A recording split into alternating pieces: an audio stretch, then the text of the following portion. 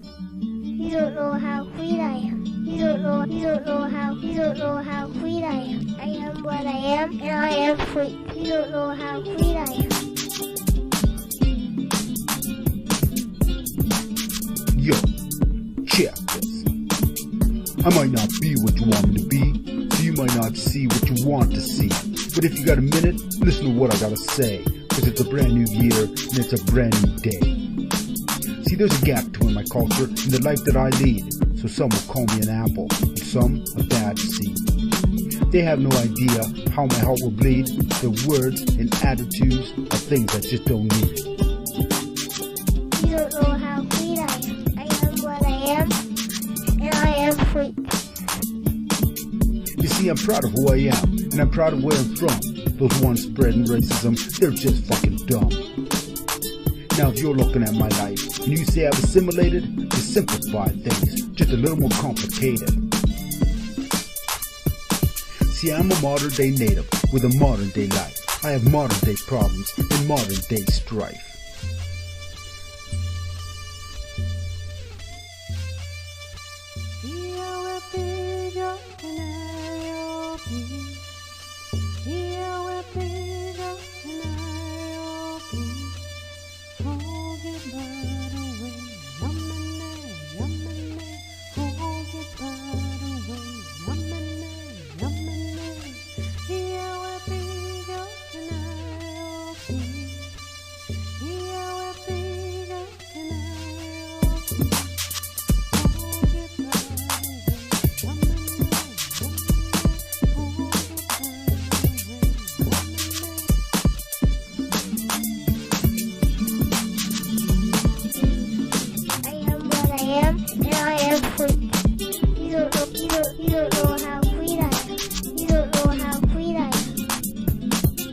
Now I hear other natives, they talk about the past, and will I do the same? Fuck that. See, I've got no time to dwell on what's already done. I've got too many things that I want to do, and they don't include knives, and they don't include guns. I'm talking about knowledge and sharing it too. See, my people need to learn how to cohabitate, get rid of the anger, and get rid of the hate. We gotta stop for a minute and learn to educate, and you'll see in the end, we all have to communicate. I know there'll be a time to make a stand and a time to fight, but if you do that, make sure the cause is right. Because if the cause is right, and the cause is just, greater numbers of people will be backing you up. History has repeatedly shown to us all that united we stand and divided we fall. They were talking about natives and natives alone, because this is a big world, and this world is our home. Now I've seen some beautiful people, and ugly ones too, and there's no single color that comes into view. So the message I'm sending, it's not all that long. It's just, I want the human race to be stronger than strong. I said I just want the human race to be stronger than strong. You all have to be strong. Done it. Word. We all have to be strong. Peace.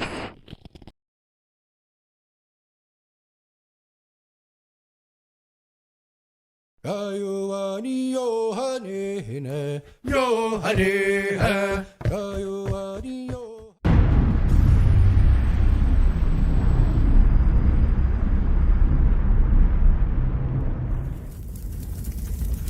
Gungakwa zawadahan sios, ona angadaswa o handagali wadakwa.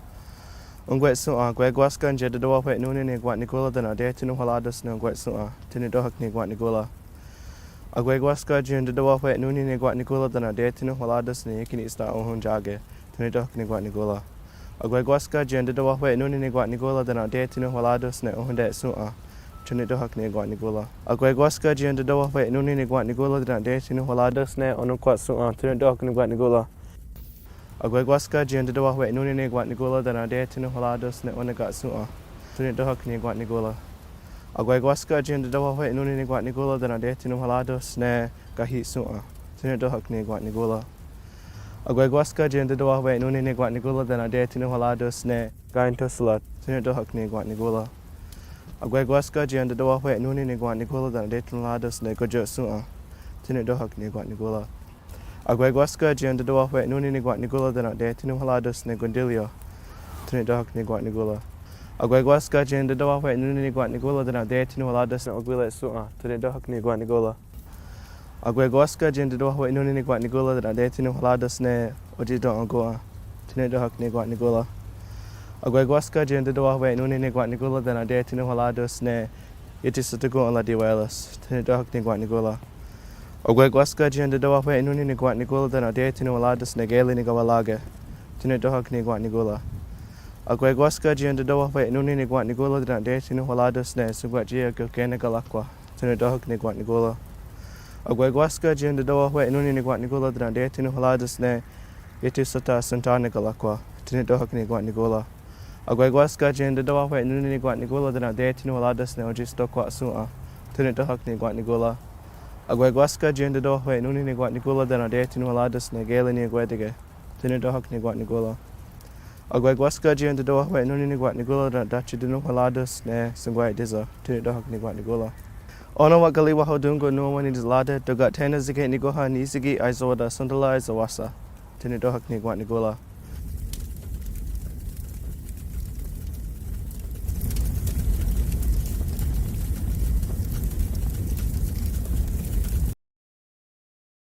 Siguli swagwag, Galahindi neo gats, wagisli wagi, ni wakitaloda, unita ag and wanagai, ani, bojo, dante, okinapi, how, in yonko, yukotonlas.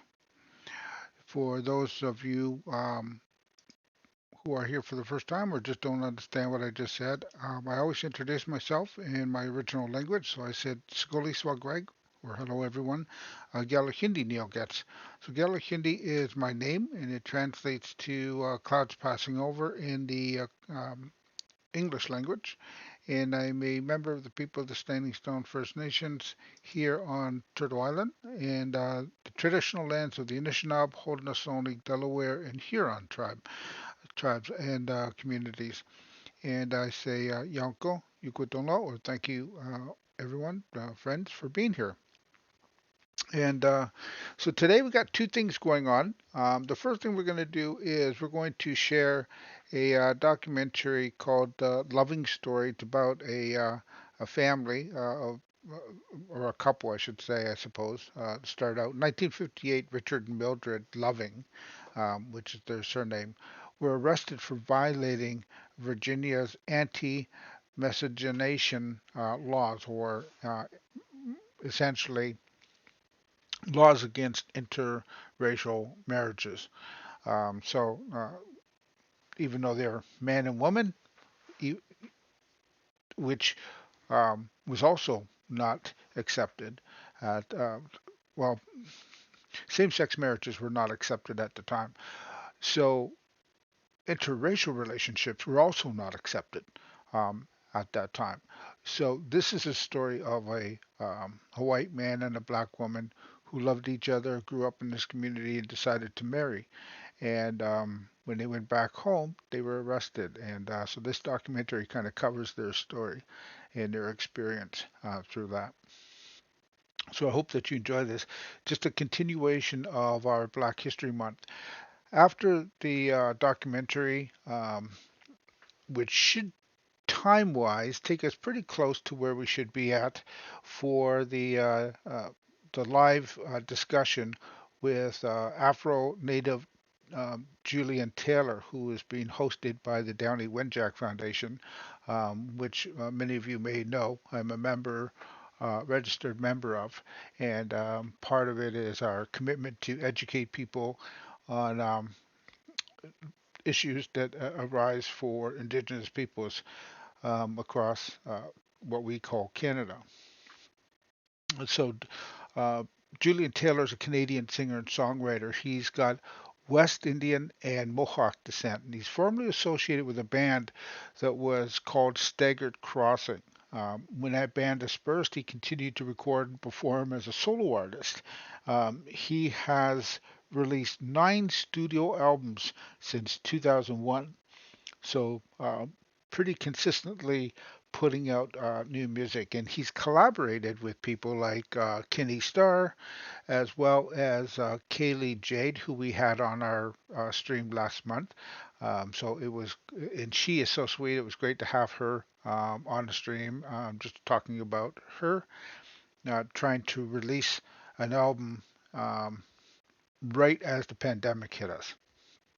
So that was a good conversation. So if you are on my YouTube channel, you'll be able to see that full interview if you're interested in hearing her perspective on the challenges that arose um, when the pandemic hit at the same time as her trying to release new music.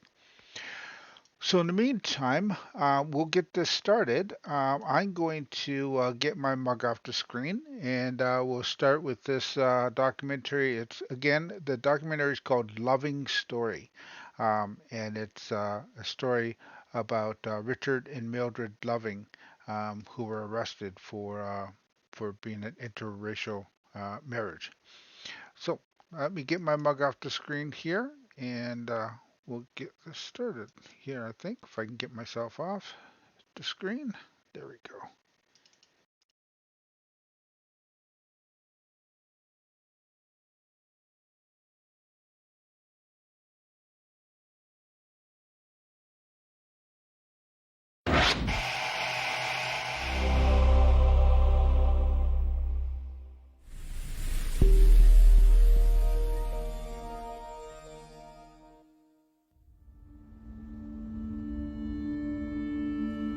Almighty God created the races: white, black, yellow, Malay, and red.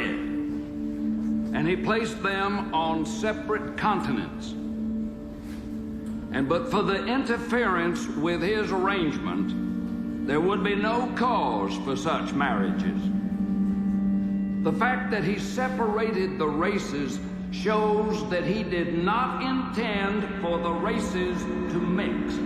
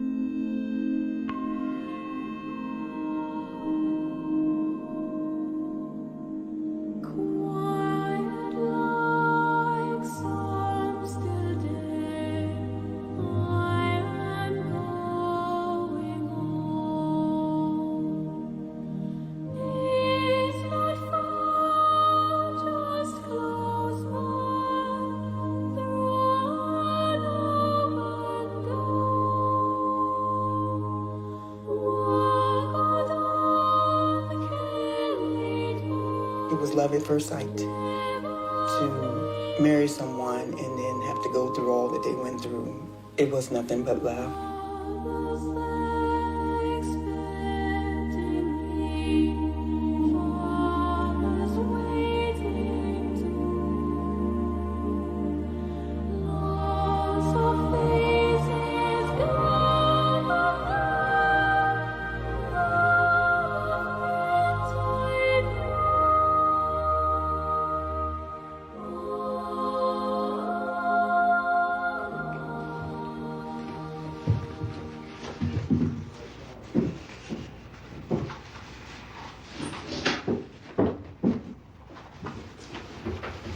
My mom was tall and skinny, and they teased her and called her string bean.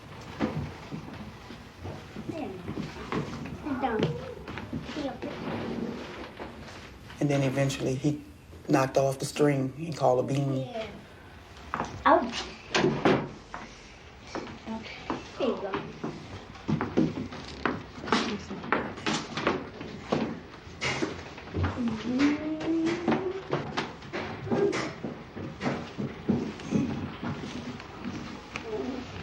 Ouch.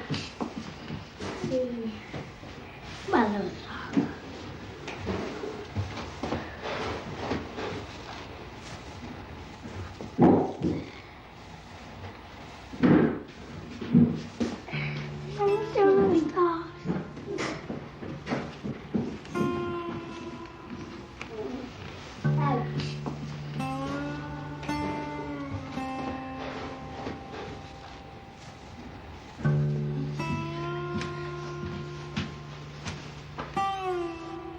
and then put wood in that thing. Where's your boots, baby?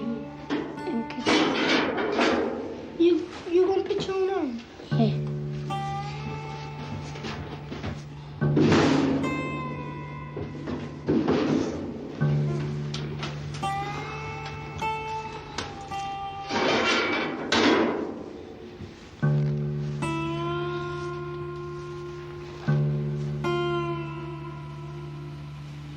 We were married on the 2nd day of June, and the police came after us the 14th of July.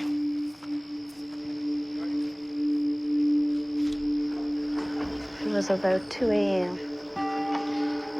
And I saw this light, you know, and I woke up and it was the policeman standing beside the bed, and he told us to get up, and we was under arrest. They came one night and they knocked a couple times. I heard them, and before I could get up, you know, they just broke the door and came right on in. When we got up there, standing beside the bed with flashlights. They asked Richard who was that woman he was sleeping with. I said, I'm his wife, and the sheriff said, not here, you're not. And he said, come on, let's go. They knew he was coming, Sheriff Brooks. They had gotten the word, and he had been there several times in the daytime and didn't have a home. So he went out at 4 o'clock in the morning, they were there. The way they carried us to Bowling Green and locked us up. Our jail was hell. It had 16 bunks in it, but it wasn't no motel. When she was arrested, she was put in the small cell, the woman's cell. They had a sink and a commode, and you give them a little something to eat through the door. We could only take one woman.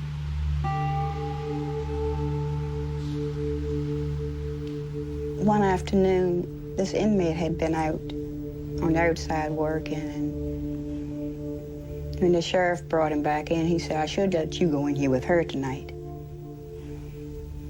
It would have scared me to death.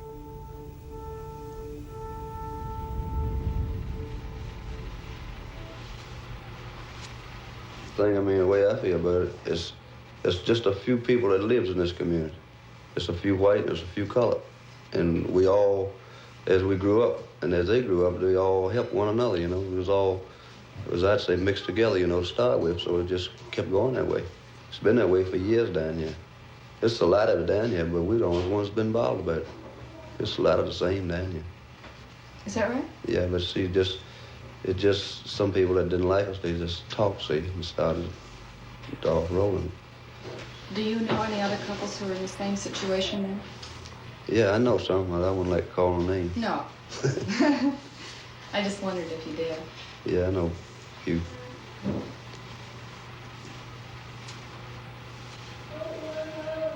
I wonder why they picked on you then. That I don't know. I never find out. Somebody talked. The Lovings were married in 1958 outside of Virginia, here in the District of Columbia. But they were convicted under Virginia law, which forbids any white person and colored person from leaving the state for the purpose of marrying each other and with the intention of returning. They were sentenced to a year in jail, but the sentences were suspended on condition they leave Virginia. The legal term is miscegenation, and those who support such laws claim they are necessary in order to preserve the purity of the races. In all the field of race relations, probably nothing is more sensitive than the issue of intermarriage. You know, we went to Washington to be married. And I guess that's why, you know, we went there. People had been mixing all the time, so I didn't know any different. I didn't know there was a law against it.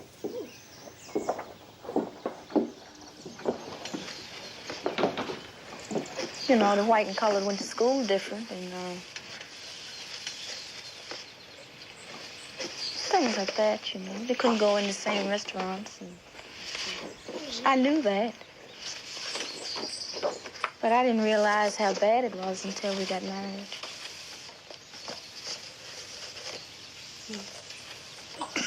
We were under $1,000 bond. And his sister got a bonding company to get him out. And they told the bonding company if they tried to get me out that they would put him back in jail.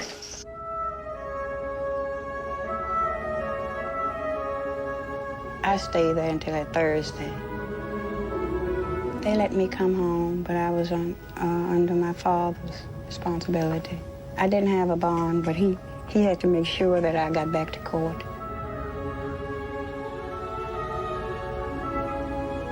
He went to his parents' home. I went to my parents' home. They had a trial. They sentenced us to 1 year in state penitentiary. Then they suspended for 25 years and said that we had to leave the state. But the way I understood it, the lawyer said that we could come back to visit, you know, when we wanted to. So that Easter, we came back and they got us again.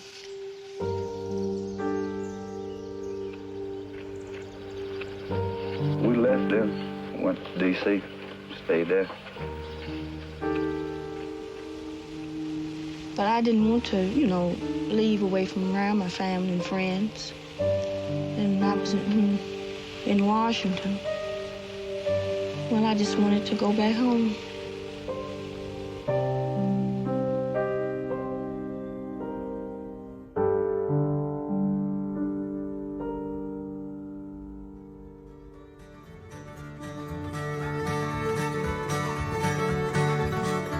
My dad and mom lived about 3 or 4 miles from one another. They just grew up in the community. Her brothers would play music, the guitar, the fiddle, and I guess that's how they met. When we first met, I didn't like him. I don't know, he was arrogant, but I got to know him and he was a very nice person. I guess we dated on and off a couple of years before we were married. Now that they've married, do you see them as being happy? Seem to be very happy every time I see them together, or anywhere. I've been in the home, they're happy, and I've been in the car with them, they were happy. They seem to be very happy. Well, has that changed the way you look at it any? No, I don't. I just like them, that's all. I like her, I like him, his mother, her mother, and all. Well, suppose we backed up to where before they'd gotten married again. Would you give them the same advice? What would you tell them? Well, I don't know whether I would or not. I don't know whether I'd tell him or not. Did you advise him not to get married at first? No, I didn't know. Didn't advise him not to get married. I just told him he ought to not to go up there. But he said that he went up there and he was married, and I didn't know anything about when he got married. Well, living here in this community where Richard and Mildred both grew up, right around this area, has your life been any different since they did get married? What is it like being the mother of a fellow who grows up and kind of, as we all do, wants to go his own way? Well, I don't know.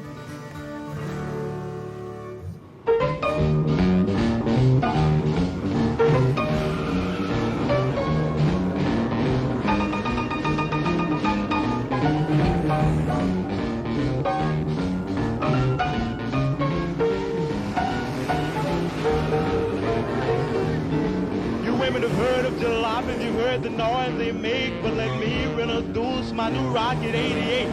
Yes, it's straight, just one way.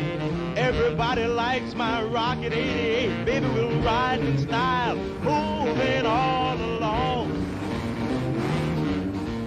They used to drag race. Pretty well, that's what they did. He worked all week, but come Saturday, they would go to the racetrack. They decided to get a race car, and the 3 guys, they worked on the car and got it together, and of course the women just followed along. V8 motor is smart and designed, black convertible top and the gals don't mind. Sporting with me, riding all around town for joy. Blow your horn, Raymond, blow. We built that car. I rented on several drag strips. And with the car, we had 99 trophies, 33 apiece. And we'd win the money practically every Sunday. If we didn't win the money, we'd tie the car up. I had to work on the car next week, get it ready for another race. But it was a great running car.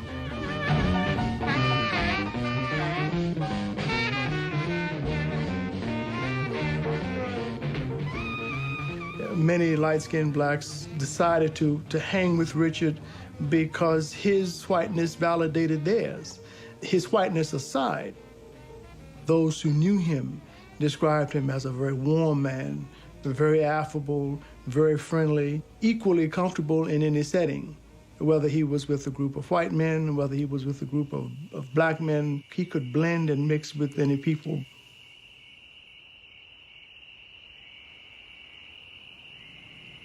In Central Point, we used to gather at one place. It was just a curve, and people just parked there and had beers and everything. So Richard was always there. Well, he was part of the neighborhood.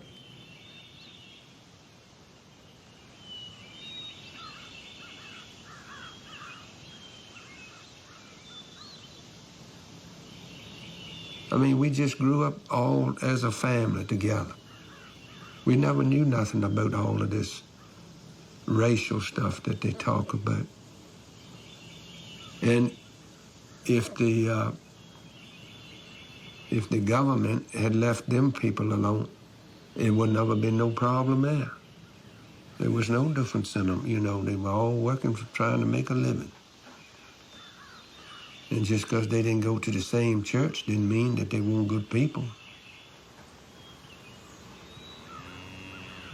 The families then were so close. If you had a crop, you had to get it in. Well, you called the neighbors to come over.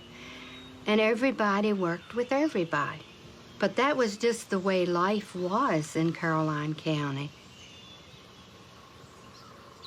Remember hearing the children kind of snickering back and forth about that family, mixing with the black a lot. And I used to think it was sad because my mom had always taught us from babies, little children, if you didn't have anything good to say about someone, not to say anything at all. And that used to really bother me, so I would come home and I'd ask my mom questions. They found out that my mother was a lovin', and they used to worry me about it. And I would ask Mom about that, and she would say, well, we were always told we weren't any kin to him. Richard lived down in the community where most of the Indians lived. I don't know if Mildred had any Indian in her or not. Possibly could have. And if they got romantically involved or whatever, they kept it to themselves. Because everybody knew that that was a no-no. That was against the law. So I'm not saying it didn't happen. I'm saying they kept it under cover. It was just about every weekend, and someone would gather and someone would bring out a musical instrument, and next thing you know, you had 2 or 3 more, and people were just dancing and having a good time. The sheriff, he stopped by one Saturday evening, and he was looking at driver's license. So some people went for white and some Indian, but some Indians went for white too, you know, on the driver's license. So he tore everybody's license up. And then he's parked to see who was gonna drive the cars with that licenses. So, and he had the power to do it. He was a sheriff, you see. Garnett was a very stern man, and he did things his way. He didn't get along well with the black people. He, in my opinion, was a little bit prejudiced. And the blacks knew he was that way. I don't think an order came down when he found out where they were living, he went down there at 4 o'clock in the morning and knocked the door down and went in and got them and put them in jail. They stayed in jail until the trial. And Judge Bazile, that's when he evicted them out of the county. You know, I lived beside Sheriff Brooks all my life. And let's just say that he had ways of doing things that I didn't approve of. Mr. Loving, the court of Virginia found you guilty of violating their laws, and what did they tell you had to do? Were you supposed to divorce, or what? They said I had to leave the state. And what happened after that? Well, I left. And took your wife with you? That's right. Had you, that's the way I feel about it again. If it's necessary, I'll leave again and take her. I'm not going to divorce her.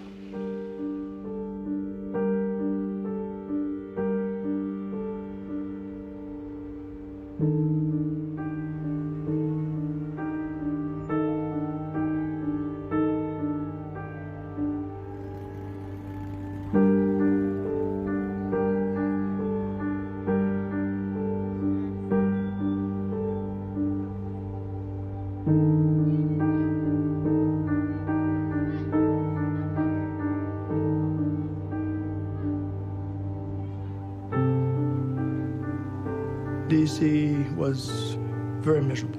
She felt, totally divorced from the world.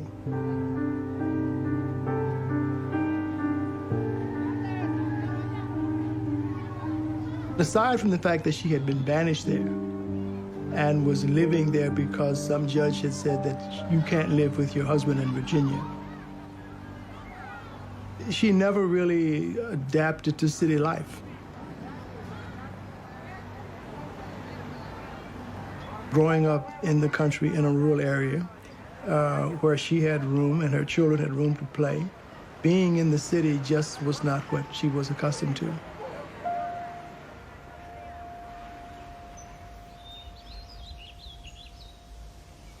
We came home one Christmas and I was born.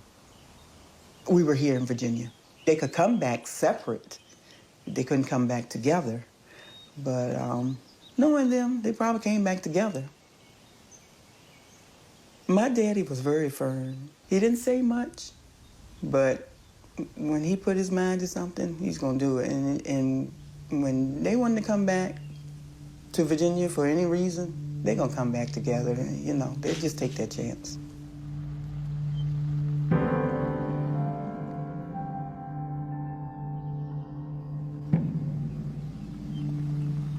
Once they got back, they might have been shaky about being rearrested. Friends will let them know, if they hear anything. Little conversations, and it was kind of like a whisper. No, we're not supposed to be here. We're hiding.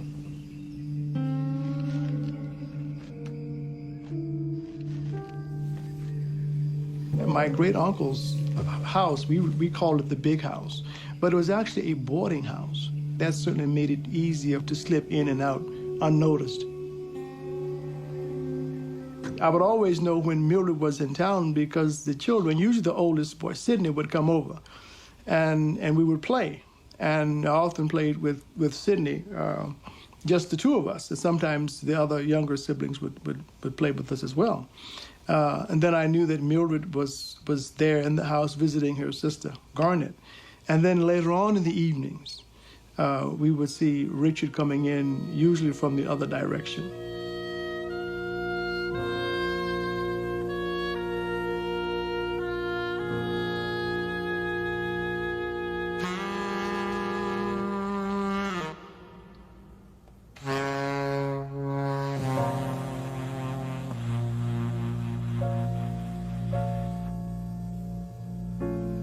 You never saw him outside. He was always inside the house.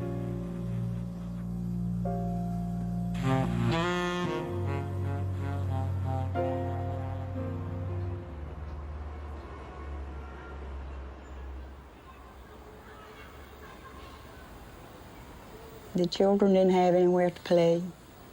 They were like being caged, and I couldn't stand it. I couldn't take it.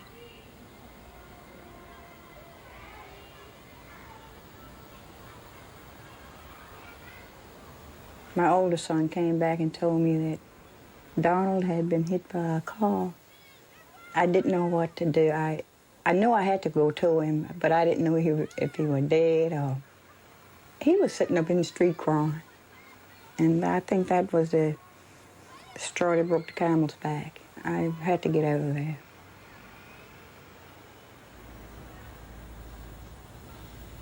I was so unhappy. I was complaining to my cousin constantly.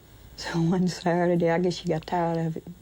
She told me, she said, write to Bobby Kennedy. He'll help you. That's what he's up there for.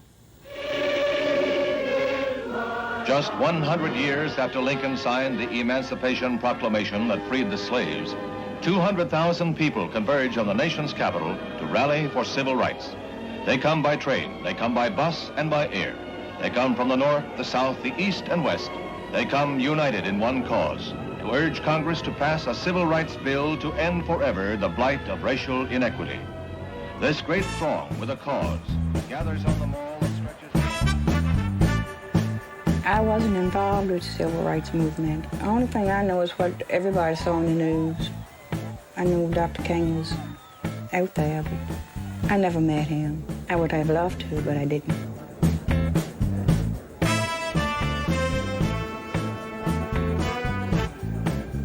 I wasn't in anything concerning civil rights.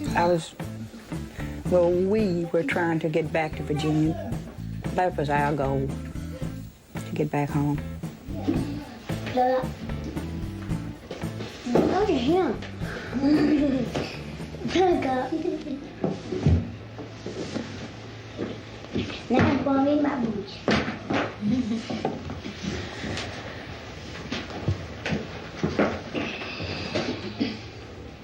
Say to me, I'm going to boot there.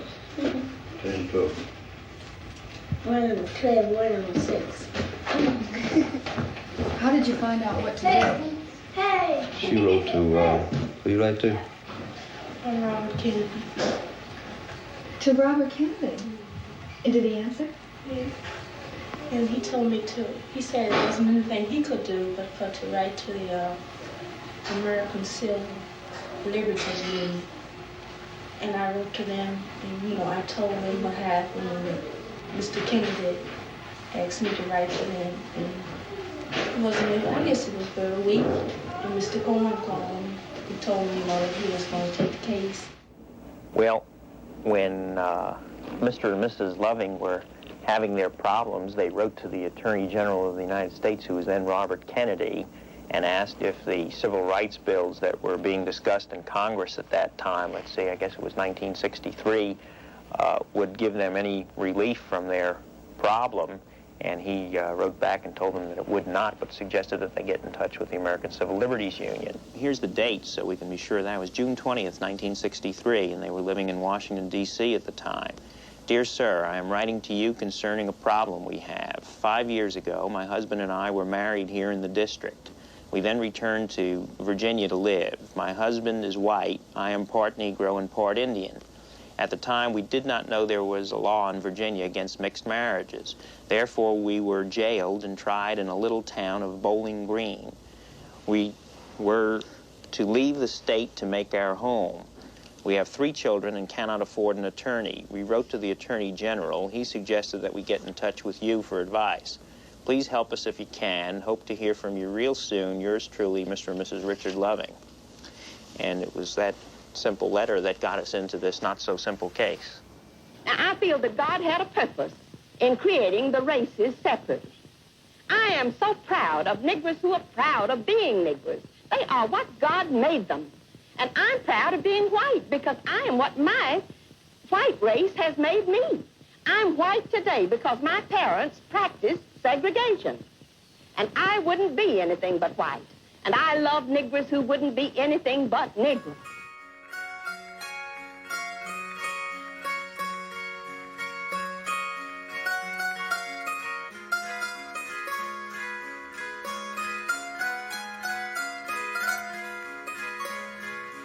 Beginning in the late 1800s, after emancipation, during the Reconstruction era, one Southern state after another go to great lengths to specify who is white and who is not.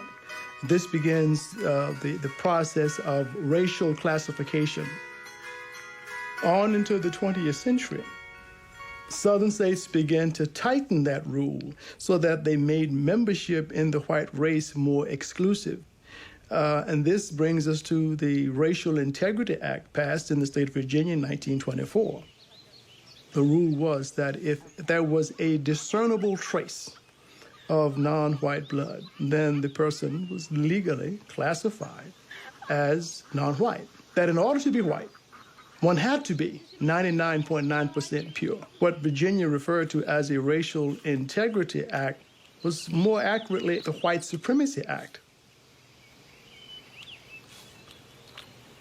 Being white meant a lot more than skin color. Being white meant being the inheritor of the Greeks and the Romans, and of Thomas Jefferson and James Madison, George Washington.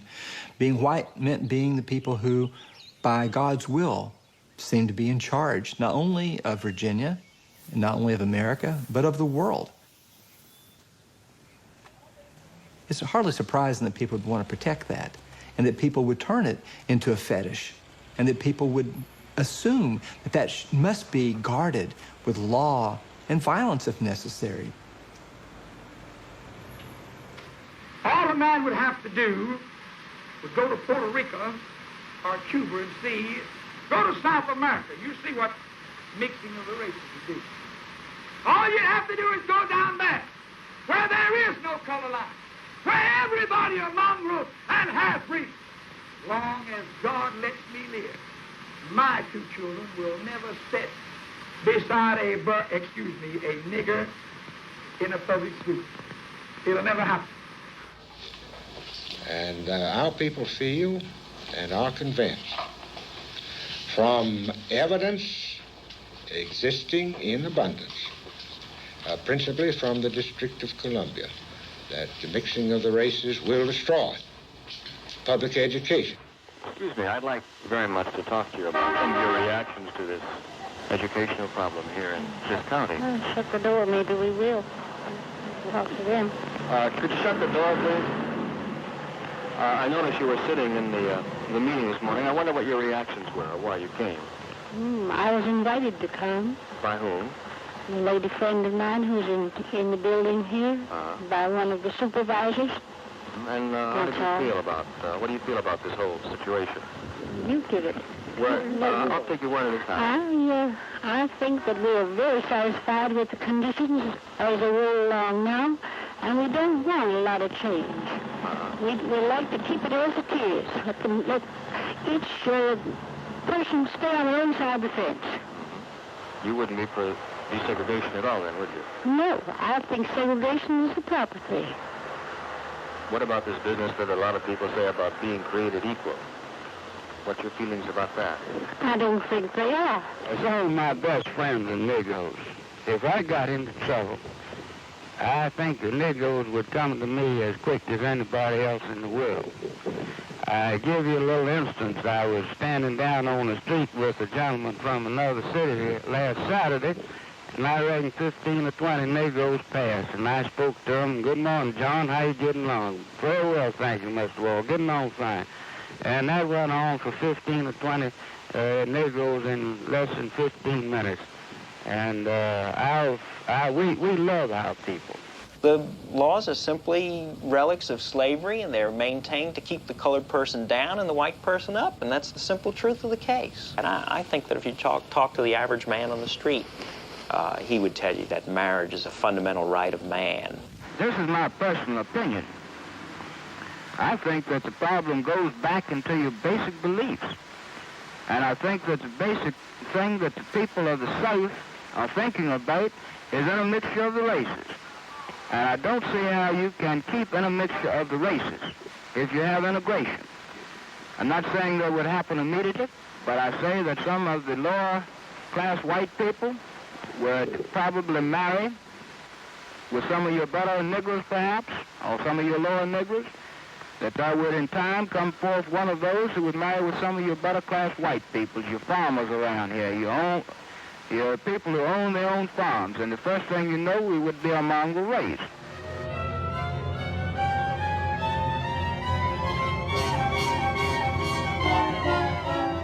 Segregation from the very beginning was fundamentally about sex.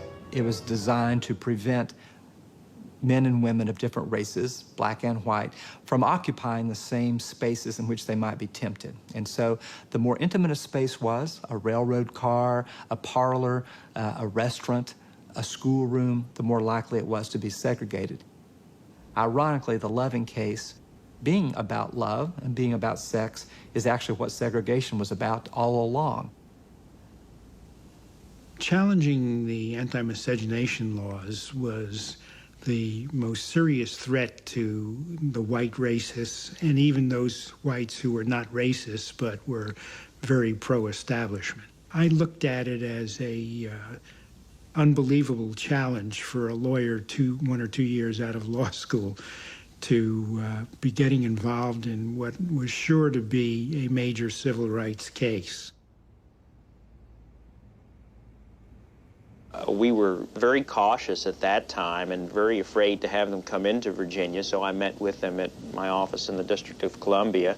And our big problem at that time, a really big legal problem, was how to take a case that was more than 5 years old, which had a judgment more than 5 years old, a judgment of conviction, and get it back into the stream of the courts.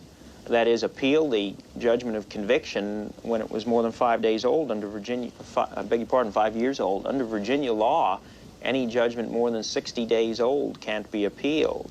And we had this very big technical problem to overcome, and it was months and months of research involved until we found a simple technical way of doing it. It seemed simple once we found it, but it was actually the difficult part of the case in the beginning.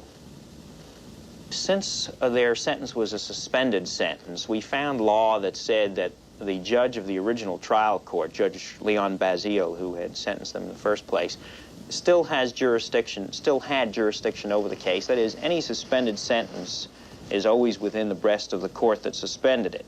So we filed a motion, that is, I filed a motion to vacate the judgment of conviction and to set aside the sentence. The extreme danger was that if the case was reopened, they could have been put in jail for 5 years if you vacate the sentence. And then there's a good possibility you can never reach the constitutional issues because they pled guilty and they waived those issues. Judge Bazile finally issued an order denying my motion to vacate the judgment and set aside the sentence. Judge Bazile, in his opinion, had the following thing to say. Almighty God created the races white, black, yellow, Malay, and red, and he placed them on separate continents. And but for the interference with his arrangements, there would be no cause for such marriages. The fact that he separated the races shows that he did not intend the races to mix.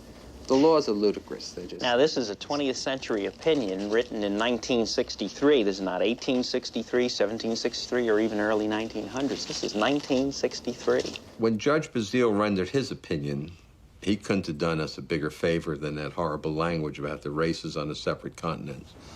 The federal court will give the state courts the first chance to interpret their own laws. And that's how the two courts can get along with each other and exist in this joint federal-state society.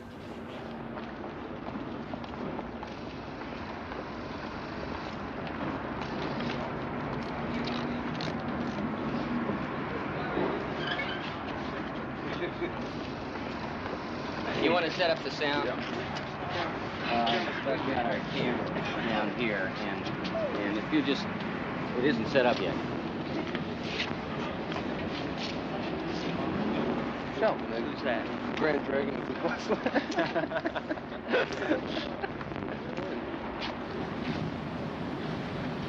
Mrs. Loving, how do you feel about what happened here at court today? Well, I feel hopeful. I'm hopeful. I hope the judges will decide for us. Where are you going now? I guess we'll go back to Washington. You think you may go back to Washington? Mr. Loving, do you have anything to say about what went on in the court today? No, I have nothing to say. Thank you very much. I want to cut, Tommy. I want to ask you what happened in court and where you think it'll go from here. Why don't I ask first you? Get past and get out. All right. They're very upset.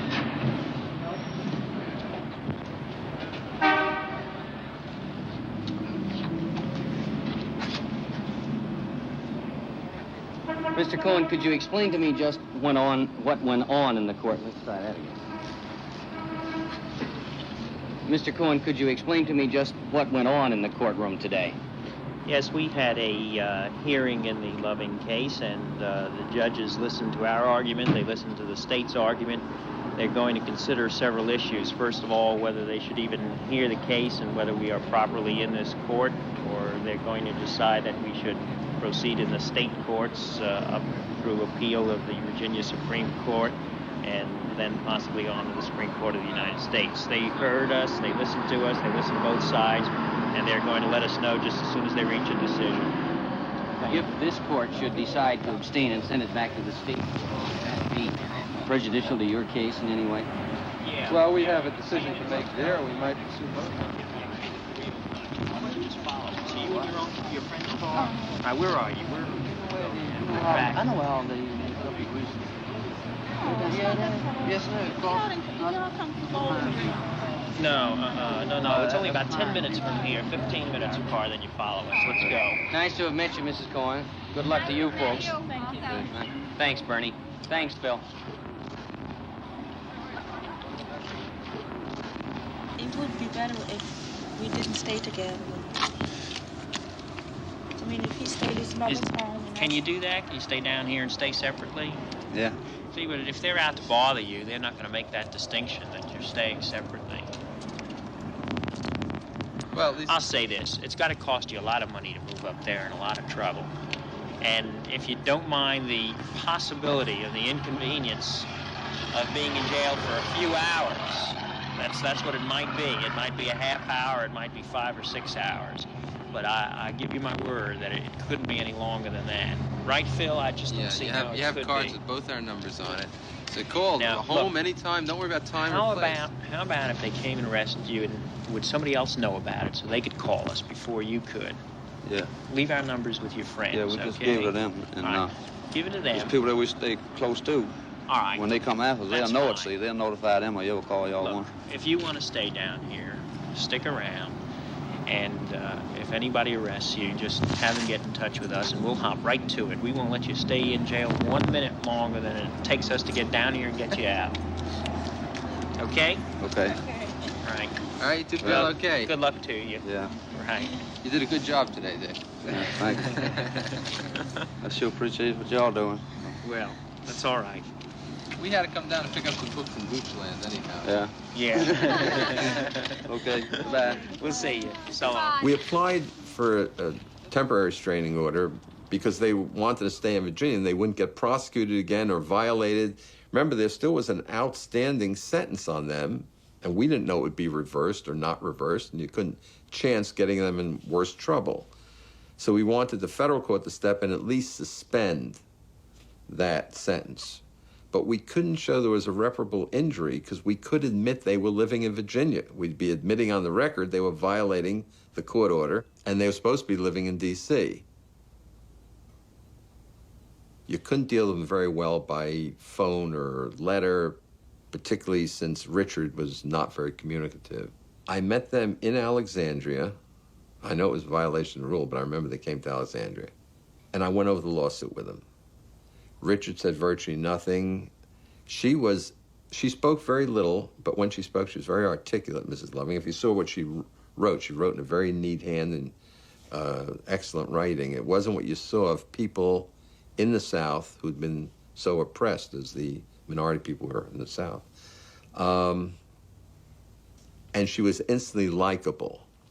I had a natural first negative reaction to Mr. Loving because I'd been in the Deep South and I was very suspicious of people who looked like rednecks. And boy, he looked like a redneck. He had a red neck and a crew cut. What came through about the two of them was just what everyone says. They were very much in love. This was a guy, if you took the character of him, he would have left her. He didn't need all that grief. He was a white guy who was in the ruling class. It never was an issue. It never was a question. It never was a possibility. I really don't know what's going to happen this time. Well, what would happen if you lost the case? Well, if we lost, we would have to go back to Washington. No, if we lose in Richmond, he's going to take it to the Supreme Court. But if we lose there, then we'll have to move back to Washington. Yeah. Mm-hmm. Well, you won't. If you get it to the Supreme Court, I don't see how you could lose.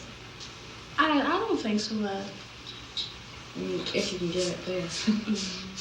Well, he said, I don't know, but he said that he would try anyway.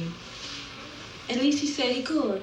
He said if he lose in Richmond, that it would go to the Supreme Court in October.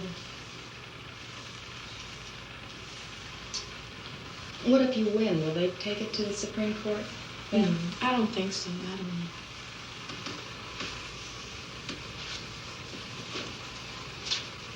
Well, actually, though I'm sure the publicity isn't too pleasant, will probably work out, and it'll work out for a lot of other people. Yes. I hope so. And, because of that, it's not so much of me and Richard. Because we could go away, but it's the principle, it's the law. I don't think it's right. Mm-hmm. And if we do win, we will be helping a lot of people. Yeah. Mm-hmm. And I knew we have some enemies, but we have some friends too. So it really don't make any difference about my enemies.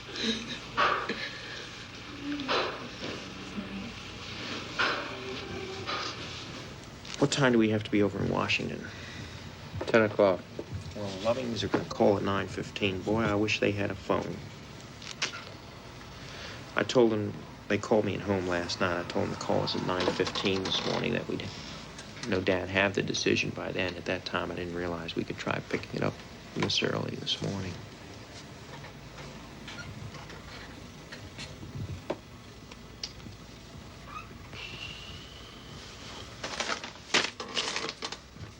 Want to save the envelope? It's historic. If you assume, which I guess we have to, Judge Lewis knows what he's doing, he's trying to trap us away from the issue of the statute itself. I'd bet on it. No, it doesn't look that way. It looks like they're penning us towards the statute. Well, when you go back to the state court, remember we're reserving some of the procedural questions? We could always bring in the state court, and we have to raise all our questions in the state court this time around, right? Yeah. All right, and then I bet that when we raise these sentence questions, they're just going to find the sentence unconstitutional, and they'll never reach the statute. We can be in the state court for the next 2 years. That order says they have to reach the statute. I know what it says, but... Well, it says that if I read it very quickly, but I thought it said that if the state court didn't read the statutes, they're going to come back and take it. So I think you're wrong there. I think they definitely want to see a resolution of the constitutionality of those statutes. And if the state Supreme Court of Virginia doesn't do it, they're telling us they're going to do it, which is all right with me. I don't mind going through the state Supreme Court so long as I know. I don't mind as long as it takes and whatever it takes, so long as I know we can eventually get a resolution of these statutes. I think he's abdicating his federal authorities to the state. Well, I don't know. I think there'll be a resolution of it, and that's what's important. I don't think there's anything more than a delay involved here. Well, look, you can't really say. You've got to read those opinions very, very carefully, because sometimes the emphasis that you get the first time you read it is not what you get later. And when we read it later... I've read it 100 times already, Bernie. I read it by Judge Cox 50 times. I read it 25 times by Judge Mize. And I read it by all the other judges in Mississippi. Leanoff, Cohen and Cohen. May I tell him who's calling? Just a moment. Mrs. Loving. On 8. Hello. Mrs. Loving? We got the decision in your case this morning, and the court that we were before, the Federal District Court in Richmond, has sent us back to the state courts and retain jurisdiction of your case at the same time. Now, that's a little bit complicated, and I'll see if I can explain it easily.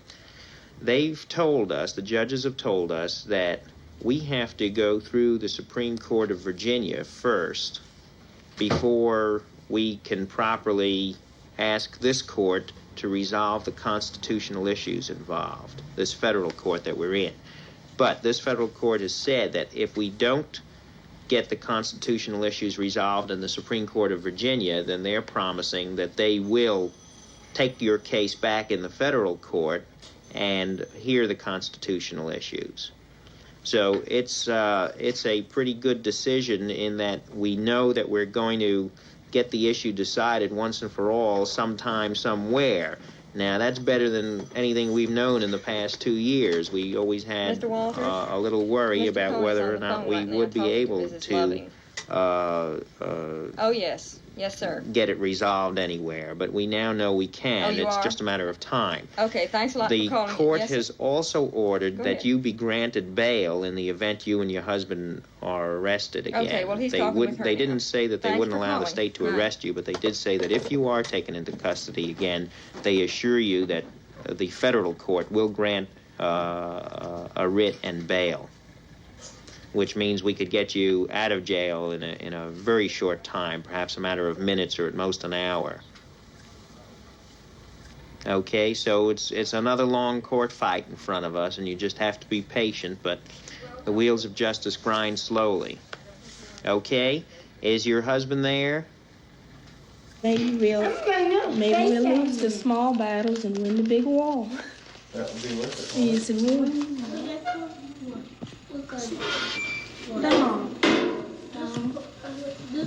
Don, go in there and get a soda bottle and run over and ask Grandma to send me a little oil. Okay.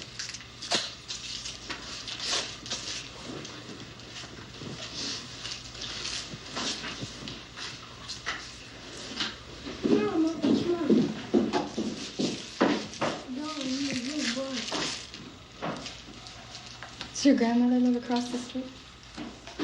My husband's mother lives in Oh.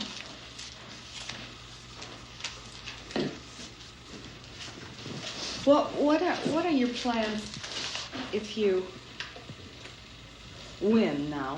What would you do? Where would you live and what would you do? Well, my husband's father, he gave us an acre of land right across the road there, and that's where we want to build. And I'll be close to my mother, and he'll be close to his family. You feel close to your families? Are you? Yeah, we're very close. And that's what we will do, you know, if we win. If we don't win, then we have to leave again. I dread to even think about it.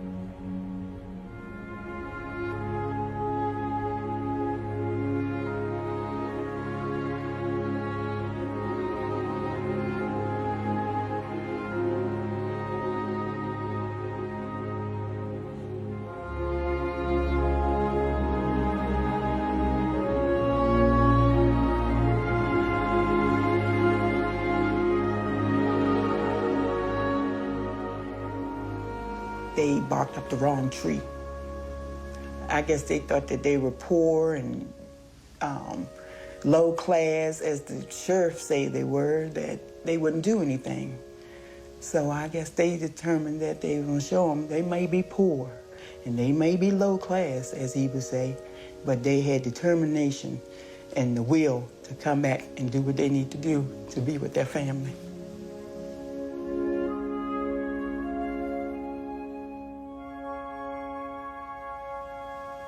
She was only 18 years old or 17 when they got married.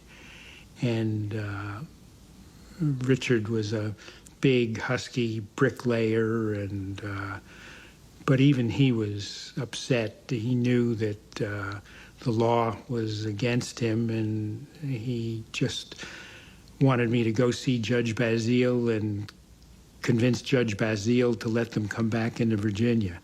When I told him I didn't think it was going to work that way and that I thought this case was likely to go to the Supreme Court of the United States, his jaw about dropped, and he couldn't accept what I was saying to him. He just said, "Can't you just go see Judge Basile and tell him we don't want to harm anybody, we just want to live in peace in Virginia?" He just said, "You crossed the line with me, and I'm an American. I have a right to be free. I have a right to choose a wife and live with the woman I love, and you got no right to tell me no, period." And it was a very exciting time for Phil and I with this research we were doing and talking to people who had handled other civil rights cases and getting all sorts of suggestions. They gave us lots of suggestions. The bottom line was, it's a civil rights case with a 14th Amendment case with due process and equal protection of the laws being the major issues. All right. What are the things that can only be done together by man and wife that they can't do in Virginia? They can't come visit her parents together. Or their friends. Well, or their children, friends. children can't live with them and go to school here. Breaking up the family ought to be irreparable injury, if anything. Yeah. This is strictly a segregation problem. And the Supreme Court has said time and again, the federal courts have the right to protect federal rights. And these are federal rights we're talking about. But let's go back to the office and get this thing on paper. And they're not even thinking of it as a civil rights case. They're thinking of it as an ordinary criminal prosecution. Well, this is the old saw for the state in all these civil rights cases. They don't want to argue the segregation. They come and say, well, procedurally, the federal government is here to oppress us and deny us our rights. They never want to argue the individual right of the person. They always want to argue the right of the state. That's new problems.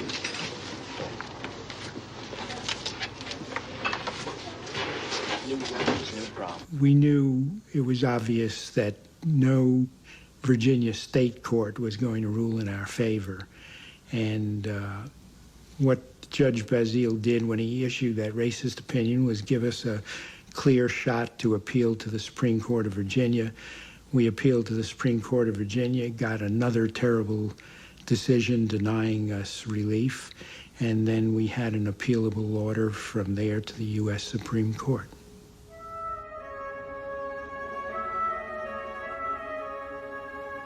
Well, hope springs eternal in civil rights laws. You always think there's a Supreme Court. You always know that the Supreme Court takes 1 out of 200 and then maybe 1 out of 400 cases. The odds of getting review in the Supreme Court in any case on any day is very slim. Maybe we were naive, but we were certain the court would hear the case. Brown versus Board of Education had already been decided.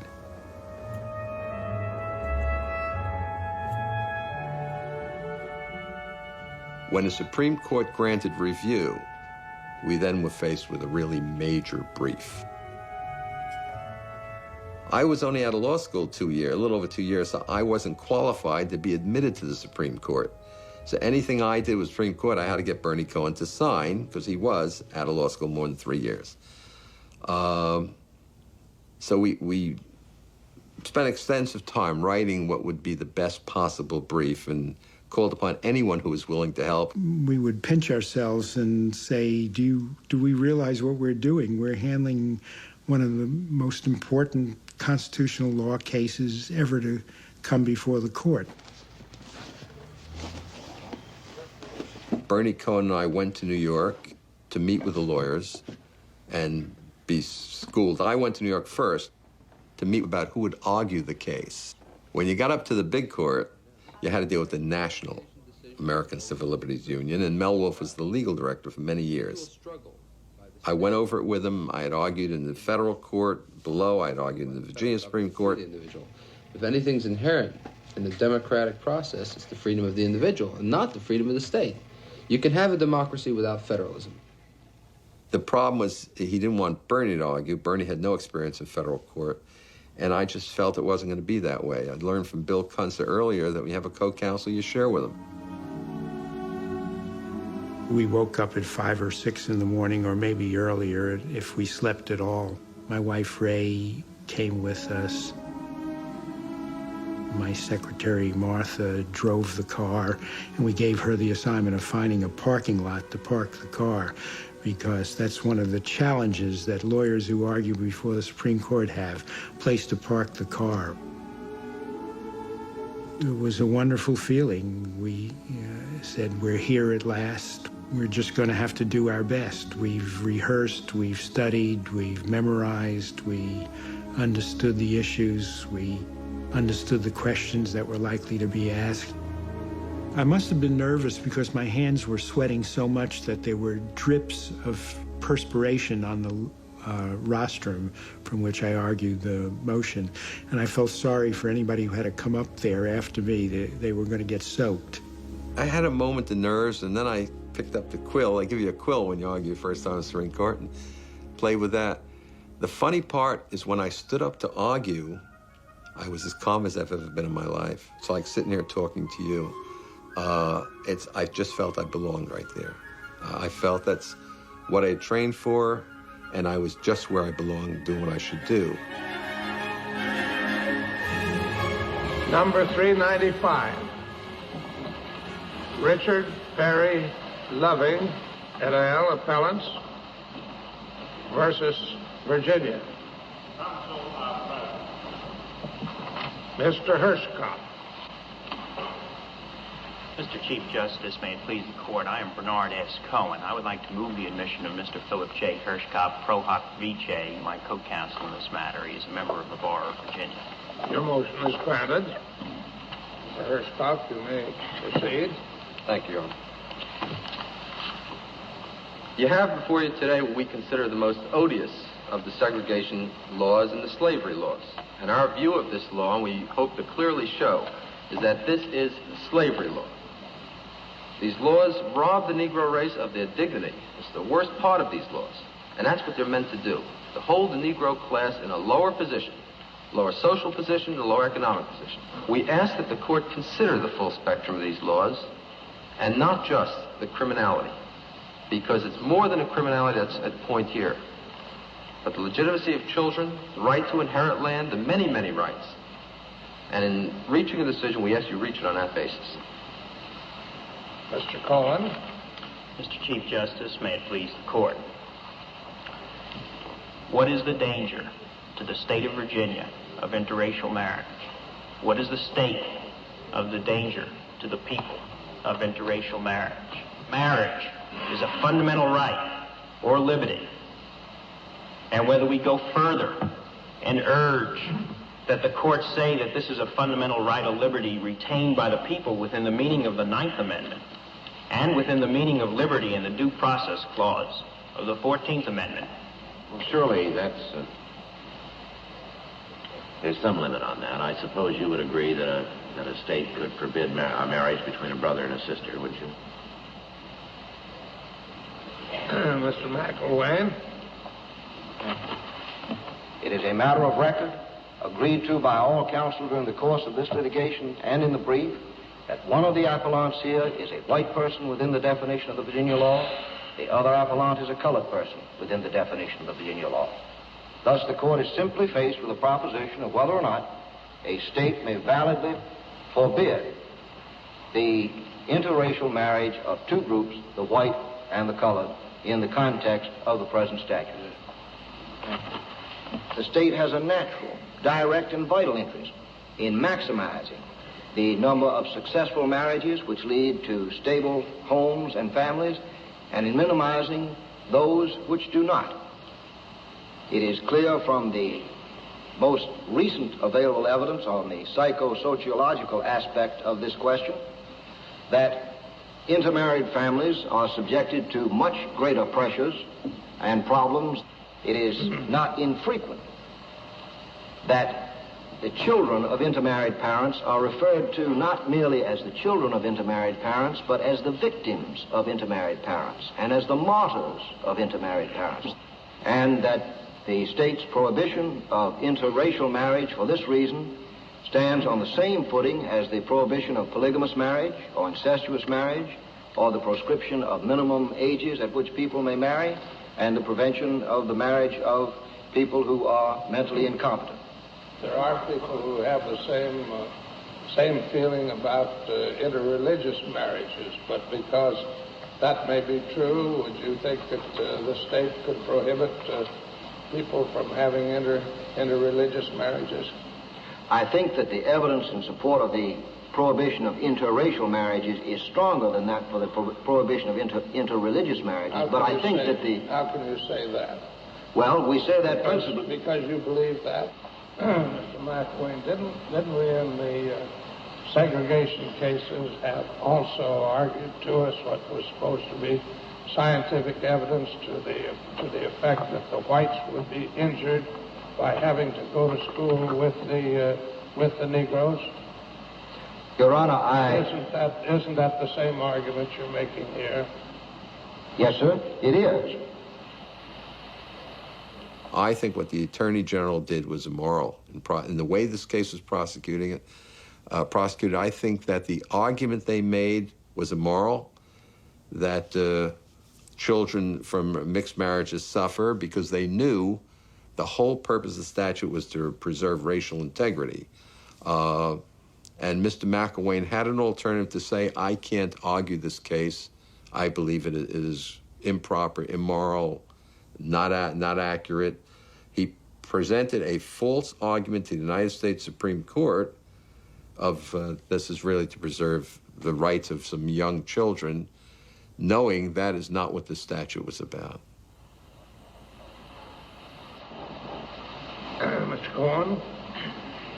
That is the right of Richard and Mildred Loving to wake up in the morning or to go to sleep at night, knowing that the sheriff will not be knocking on their door or shining a light in their face in the privacy of their bedroom for illicit cohabitation. The Lovings have the right to go to sleep at night, knowing that should they not awake in the morning, their children would have the right to inherit from them under intestacy. They have the right to be secure in knowing that if they go to sleep and do not wake in the morning, that one of them, a survivor of them, has the right to Social Security benefits. All of these are denied to them.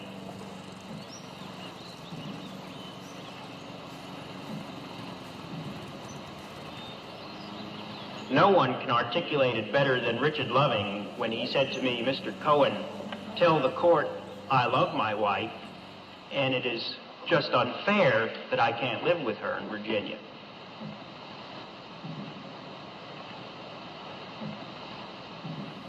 My recollection of that day is twofold. It's standing up and looking at Chief Justice Warren, Justice Black, and Justice Harlan, and Justice Douglas, and the other justices. And I thought I saw the face of God.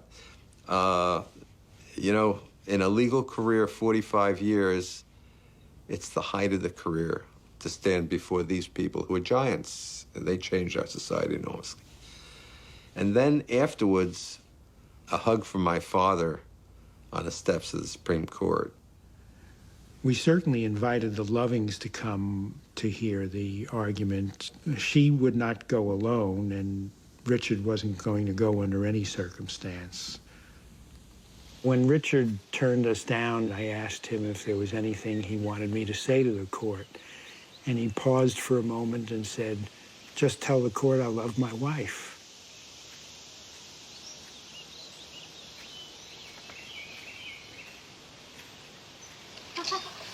They told us we could come to the Supreme Court if we wanted to, but said probably wouldn't understand. Just up to us if we wanted to come. So we didn't even go. I didn't want to go. I'm nervous enough now. Someone burned a cross at my mother's house. I don't know if that was to do with us or what happened. It was just a prank, I guess. Do you think that this brings you closer together? Yes, I do, I think. I guess. You? Yeah, I think so.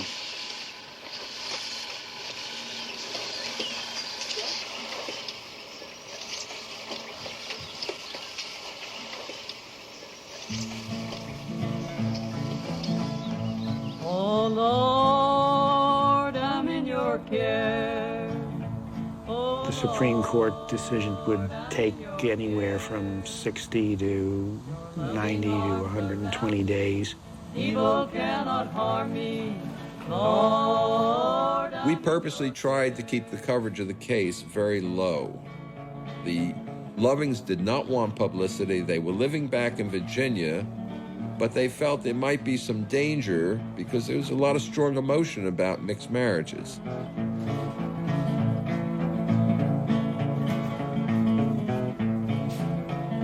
All day long, I'm in your care.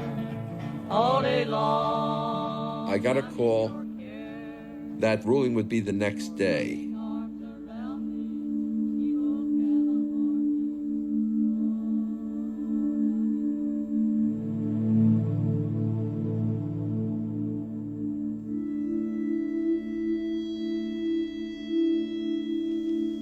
Chet Huntley, NBC News, New York.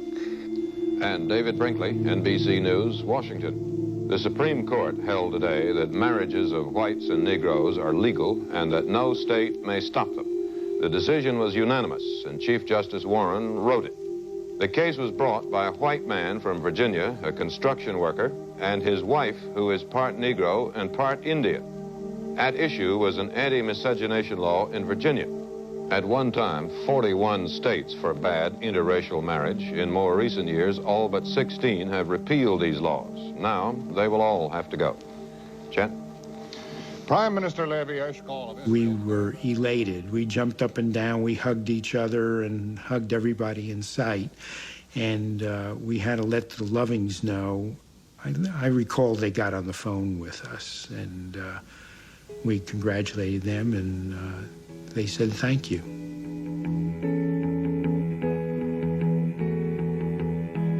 It's a slow, slow train, but it's moving on.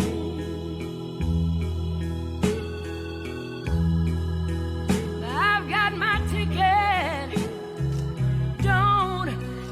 Pass me by. If I don't get on, oh, I'll break right down and cry. You only got one life to live on this earth. Oh, get me there. Won't you please conduct?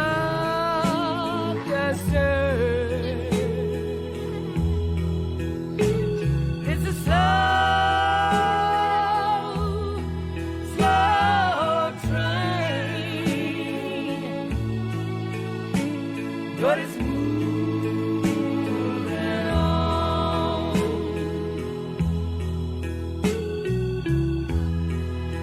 Now everybody gets a ticket. You and me. It's up to you to catch a ride. That's how it's gotta be. Everyone born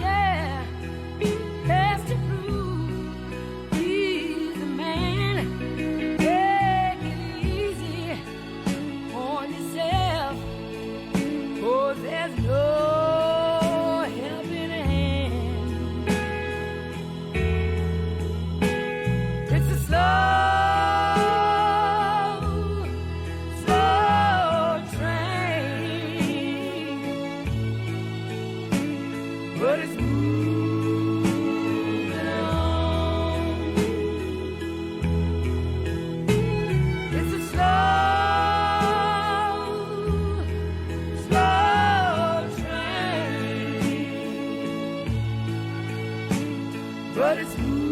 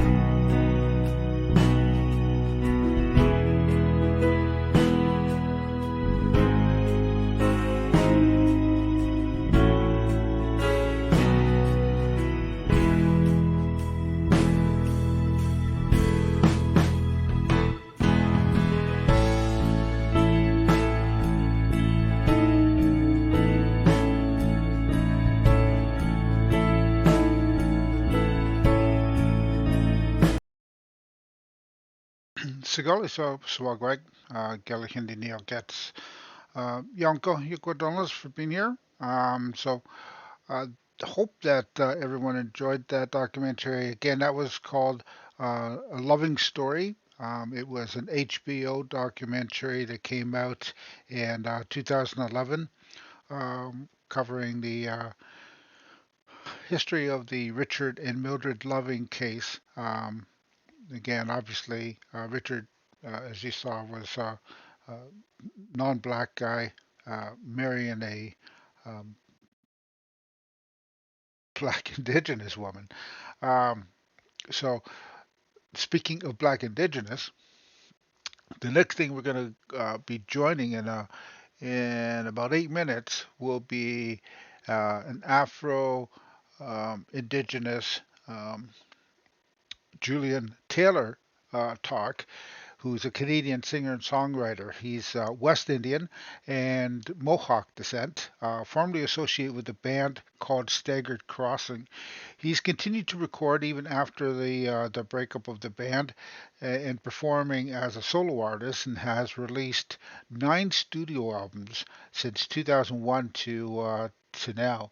And so he's going to be hosted by the Downey Wenjack Foundation, which, of course, again, I'm a registered member of.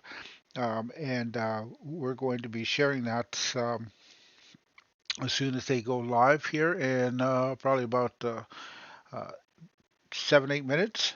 So, in the meantime, I'm going to throw on a rendition of The Peaceful Warrior to kind of tie us over. So, this will give you an opportunity to grab a snack, grab a drink, whatever you like, while we're waiting for this to get started. So, I hope that you will stick around for that. Now, another thing that we may be doing, um, if anybody is interested, there's a talk that's going to be done tomorrow at 12 noon called Decolonization and Teaching Palestine. A friend of ours, Jess Notwell, who works at our university, will be part of that conversation. And so that'll be an interesting thing.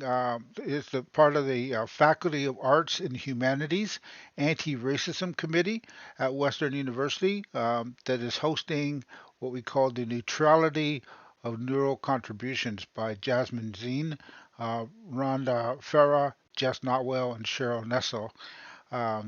So it's going to be hosting 4 diverse perspectives on some of the complex issues related to teaching and research in the subjects of Palestine, and bringing each of their different viewpoints to the discussion. So that could be something very interesting to hear as well, especially with everything that's going on right now in Palestine. So I hope that you will consider joining us for that if we're able to get that up and running. It'll be done through a Zoom meeting. In the meantime, let's get to the music then. I'm going to get my mug off the screen here. We'll play again a rendition of The Peaceful Warrior, and then we'll jump in and join the discussion with Julian Tayl. So if you think of questions when you're watching him talk, throw them in the chat, and we'll try to get that going over to the moderator so that they can ensure that he gets asked those questions. So let me get my mug off the screen here, and we'll go in here and check out one of the versions of The Peaceful Warrior.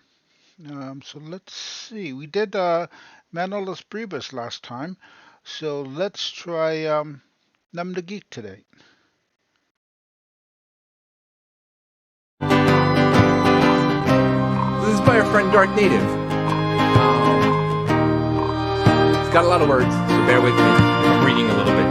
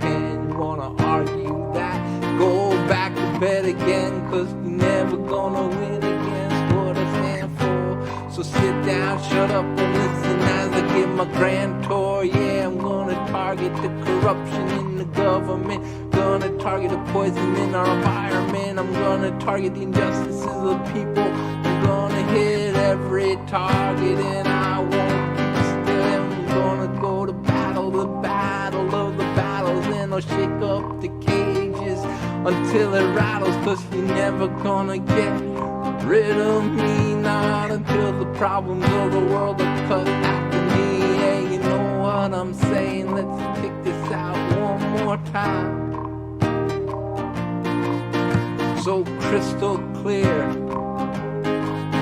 is the message in this rhyme. Well, my name is Kevin, I'm at war for peace. All senseless attacks I see must cease, and I'm gonna fight for the yellow, white, red, and black. I'm gonna fight for the ones who can't fight back. So let's keep passing around our information so we can improve this planet through education. Somebody's gotta make the people aware, and somebody's gotta make everybody care. And so pass my message on if you dare.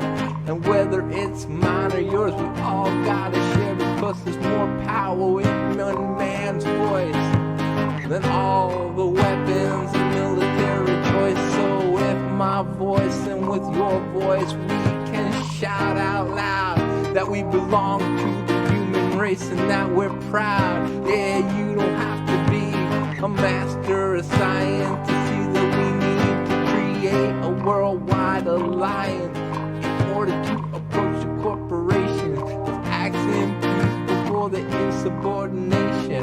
When they bring what's happening to our Lord and the disease spreading through us orders. So what about the government officials that stand behind them? The backdoor handshakes and verbal deals that bind them. Yeah, we've seen how the world can be devastated through the actions of men with minds of hate. Look at Hitler, Charles Manson, even Osama. There are men who have caused us trauma. There are men who have caused us trauma. And then we have the cops with hookers in the backseat. We have punk-ass teens knife each other on the street. We have drug dealers hooking up kids with crack. There's a lot of shit in the world that's just whack. And we have people who stand up for their rights and get shot down. Better bottom dollar that. Okay.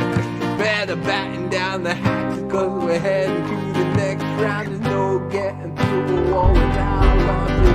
Lenin, King, and Gandhi are on symbolic crosses. Speakers of the past are gonna inspire speakers of the future.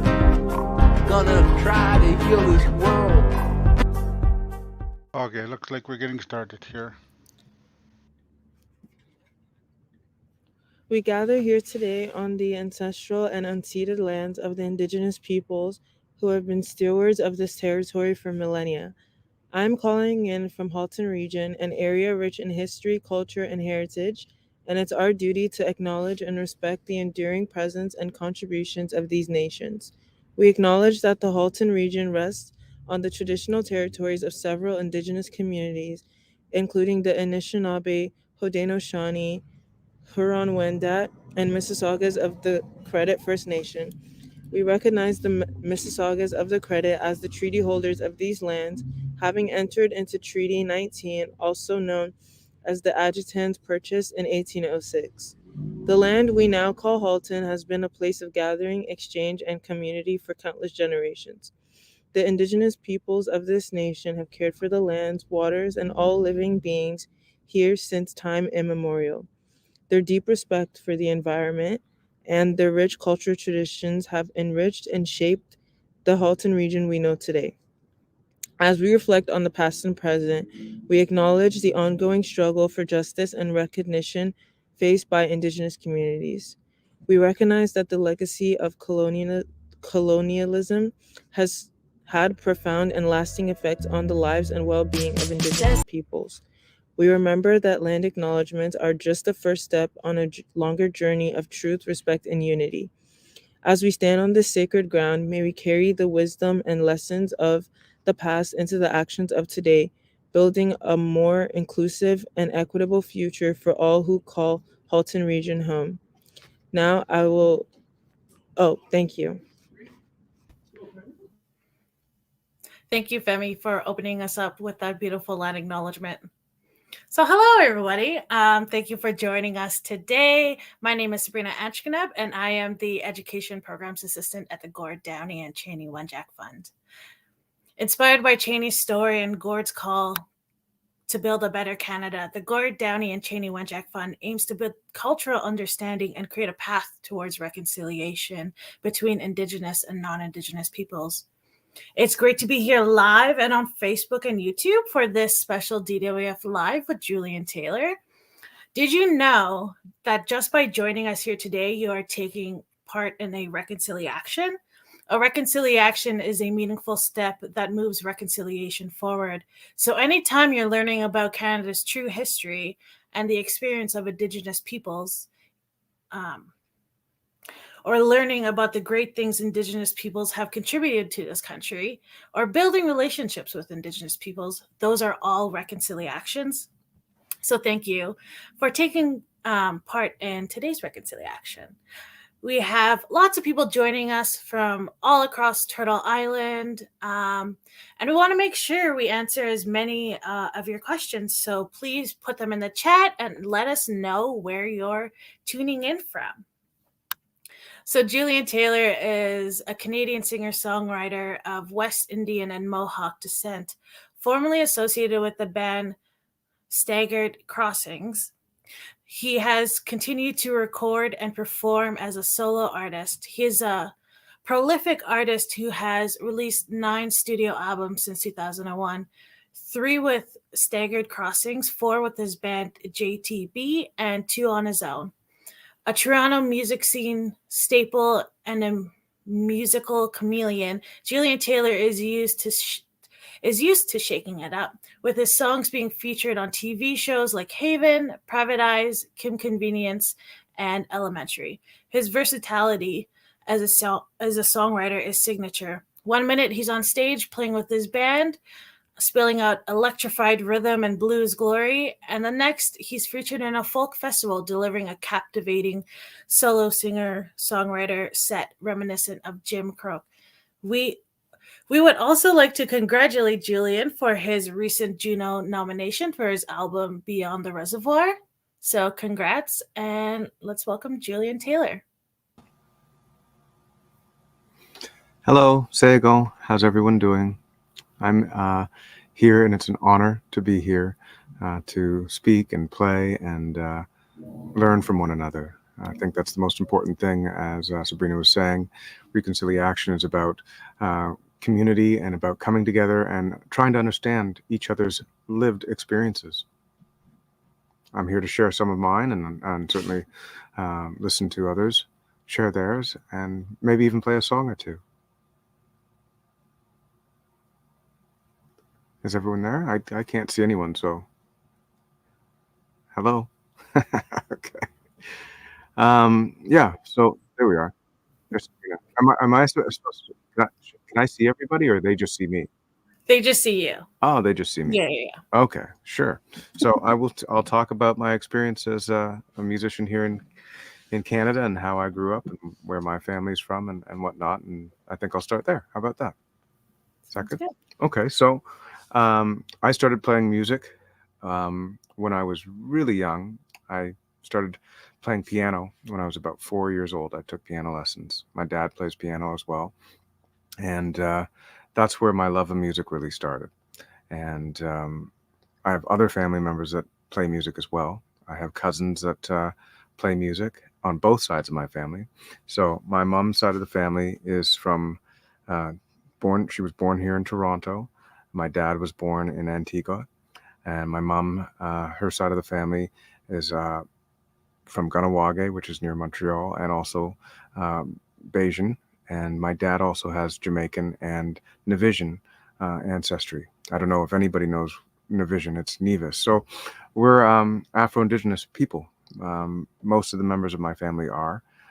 Certainly we have other members of our family that are not, because we are inclusive, and love is supposed to be inclusive. And we've got family members that have married into different areas of the entire globe, and it's a wonderful thing. So I'm very proud of my family. I'm very proud of what I've been able to accomplish in this world as well. And that's through storytelling and through music and expression through that way and that medium. You can have so many other different mediums of expression. Certainly there's the arts, which is, visual arts and painting, and there's writing, and there's science, and mine just happens to be music. And I've been doing this since I was about 18 years old. So since 1996, and released my first album with my group Staggered Crossing in 2000. It was 2000. Yes, there we go, 2000. Let's see, it's hard to remember these things, but we had a really good run, and it was interesting because at that time, I don't think anybody really was aware that I was of mixed descent. I certainly, growing up, was very proud of that. But as I got a little bit older and into my teenage years, I started to shy away from a lot of things because racism was something that I dealt with on a constant basis. I used to get into fights. I used to play hockey and things like that, and people didn't like me because of my skin color. And I found it very difficult to even let other people know that I had indigenous, well, Mohawk ancestry because of the color of my skin and because nobody really believed me. At the same time, because of the color of my skin, I felt that it was better for me to just sort of back off because I played in rock and roll bands and people were a little bit interested in people of my color and think that they play other types of music like reggae or hip hop or R&B or things like that. And so I got questions like that all the time, and it was really, really painful growing up. But in order to sort of mask that pain, I would just forget about it and keep on doing my thing. Music was certainly one of my outlets for sure. And then later on in life, I sort of came back to things, back to my family. And now it's something that I really carry deep inside of me, especially since, my grandparents are gone and some of my aunts and whatnot. And I really want to make them proud. And I think that that's really what has brought me to this place, is continuing on that tradition of teaching people as much as I can, about as much as I know too. But I have to be very honest about my position. My parents worked really hard. They lived in Toronto, sacrificed a lot to make sure that I had every opportunity that I ever could have. Same for my sister. And I'm very, very lucky and very fortunate and grateful for that. Certainly, I remember stories that my grandparents would talk to me about a lot of the times. For example, I remember my grandmother talking about walking down the street with my mom and her sisters, and people, walking on the other side of the street as soon as they saw them coming. That's happened to me too. It's not a very good feeling. And poverty was certainly something that my family faced early on. My grandparents and their parents and my great-great-grandparents. And I'm very lucky that my family has stayed. Most of them have stayed the course and worked really hard to provide for their families. So very pleased about that. When I was growing up, now when it comes to my mom would say Black Indians, but I don't know how which terminology Afro-Indigenous people. When I was growing up, that you should use. My mom would say Black Indians. When it comes to that, it's an interesting history terminology would be Afro-Indigenous. A lot of that's the one that you should use. And when it comes to that, it's an interesting history because a lot of the times we get left out. There's a space for Métis people in the history books, and there are spaces for many Indigenous people and cultures in the history books. But when it comes to Afro-Indigenous people, we're often forgotten that we exist, or that we are part of the fabric of Turtle Island. And that becomes something interesting because Indigenous people really did play a vital role in the, what's the word I'm looking for? A vital role in helping to free slaves in North America, Turtle Island. They were instrumental during the Underground Railroad, and it's not unfathomable that some of these people would find love and each other as a result of that. So a lot of Indigenous people did help Black slaves escape and find freedom to a certain extent. We know that that freedom was fought and is still being fought for. And what I find very interesting, I'm doing a lot of reading myself now on this topic about being, an indivisible sort of what's the word? People, indivisible people. Like we're part of the fabric, but not everybody knows a lot about it. Now, there are some places where there are Afro-Indigenous people fighting for their claim to indigeneity. There are some places that have not allowed them to be part of that, and there are some places that have. I'm very fortunate and grateful to come from a wonderful place that does. But in reading, there are places in the United States that certainly that's a big issue at the moment. And there's a lot of us out there, and I keep seeing more people pop up, and I'm so pleased about that, because one of the most important things in my work and what I'm trying to do is, I think that representation is really, really important. And I think that, being one of the first Afro-Indigenous people nominated for, say, a Juno or on the radio and things like this, and I think that's really important. And I'm really honored to be here today, because I think it's important. There may be people tuning in right now that are can relate to my story and my life and being Afro-Indigenous. I'm not sure. Maybe I'll find out after, when we ask some questions and things like that. So it's really important for me to represent who I am, so that other people who may be like me feel represented as well. I remember my aunt used to tell this story, but when she was young, and when someone like her came on the television screen when she was very young, she would scream, "Like me, like me, like me." And I think that's a really important thing, because for ever and ever, that has not been the case. It's really amazing to see Indigenous people and their stories being heard. Like, just this week, the Songwriter Award for the Junos has really never had anybody of that ilk included, and two of them were included this year, which is amazing, Ace Nabi and William Prince. And historically, women have been left out as well, and Alison Russell's part of that. It's pretty amazing to see. In fact, Alison Russell was the first Afro-Canadian person to win the Contemporary Folk Award at the Junos, which is interesting too, because you have to also, look at music and how, and I study music a lot. And what's interesting about music for me is that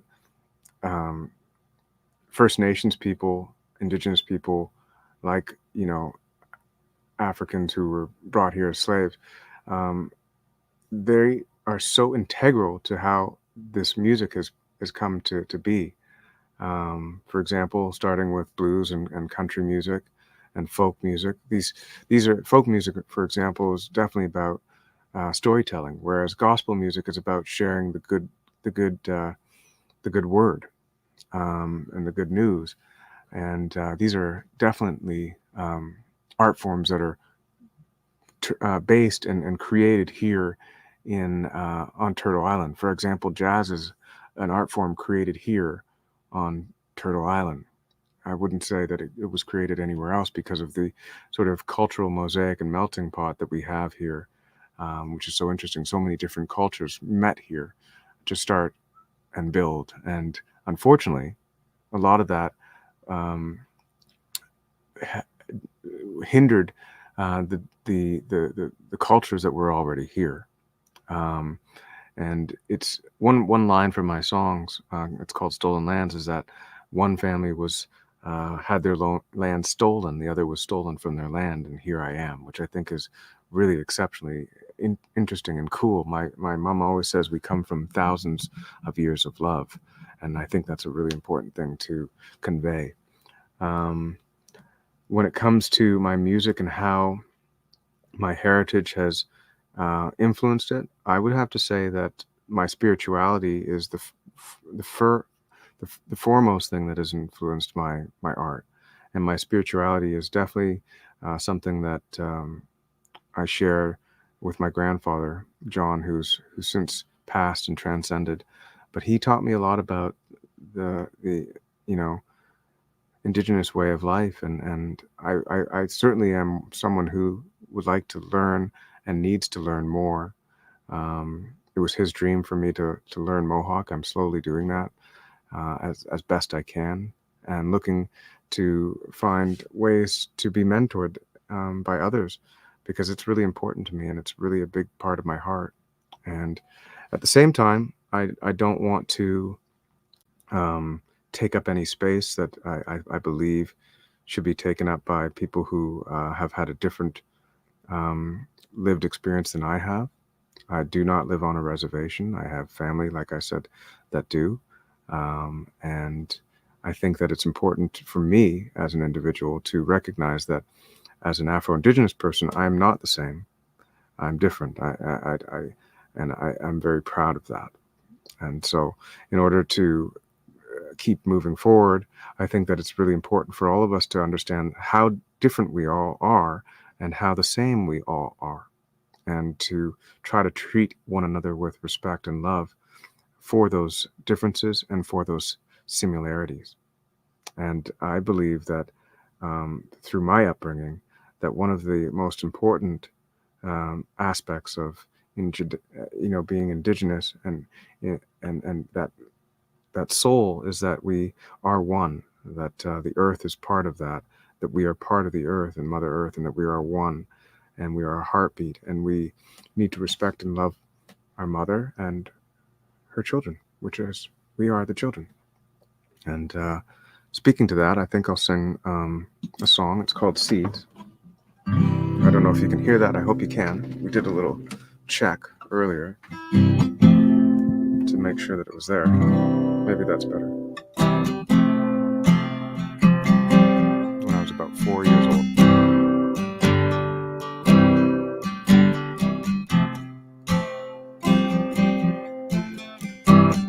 Now here you are, you're in for flower. You're flexible in all your power. You got all the sunlight in the air that you need. They tried to bury us, but they didn't know we were seeds. Now see you shine strong and clear. No one can stop a good idea, nobody like you. There's nobody like you.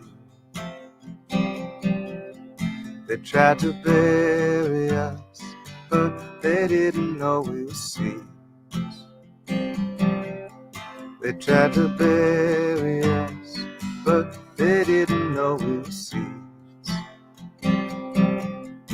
Somehow, everything eventually dreams.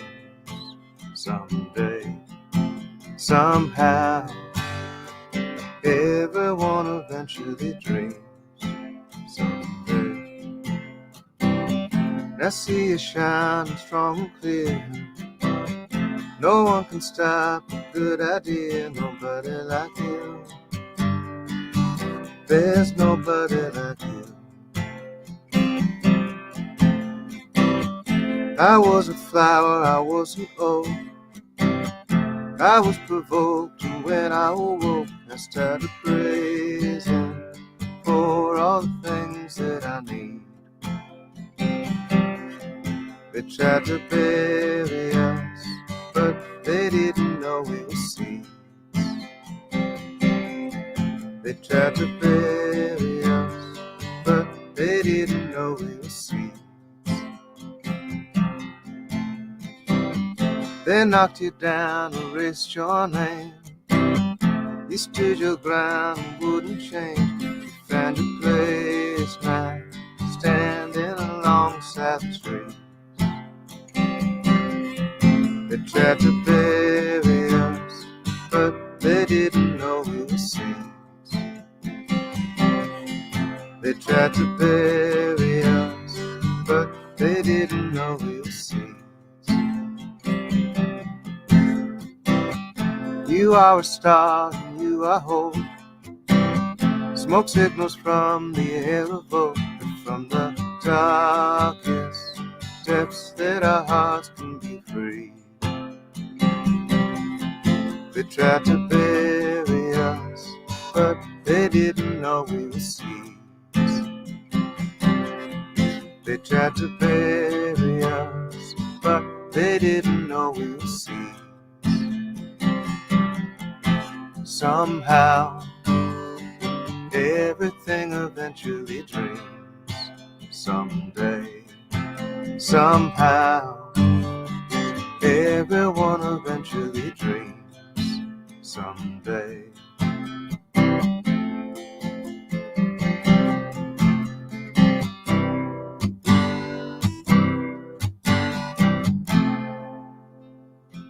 There's a little short version of that for you. That's called Seeds, and it stands for Somehow Everyone Eventually Dreams Someday. In Mohawk, the word for seeds is Ganasoha. And Nyaway to my cousins for helping me learn that word. I appreciate that very much. I really feel very strongly about certain things in terms of the way we look at people.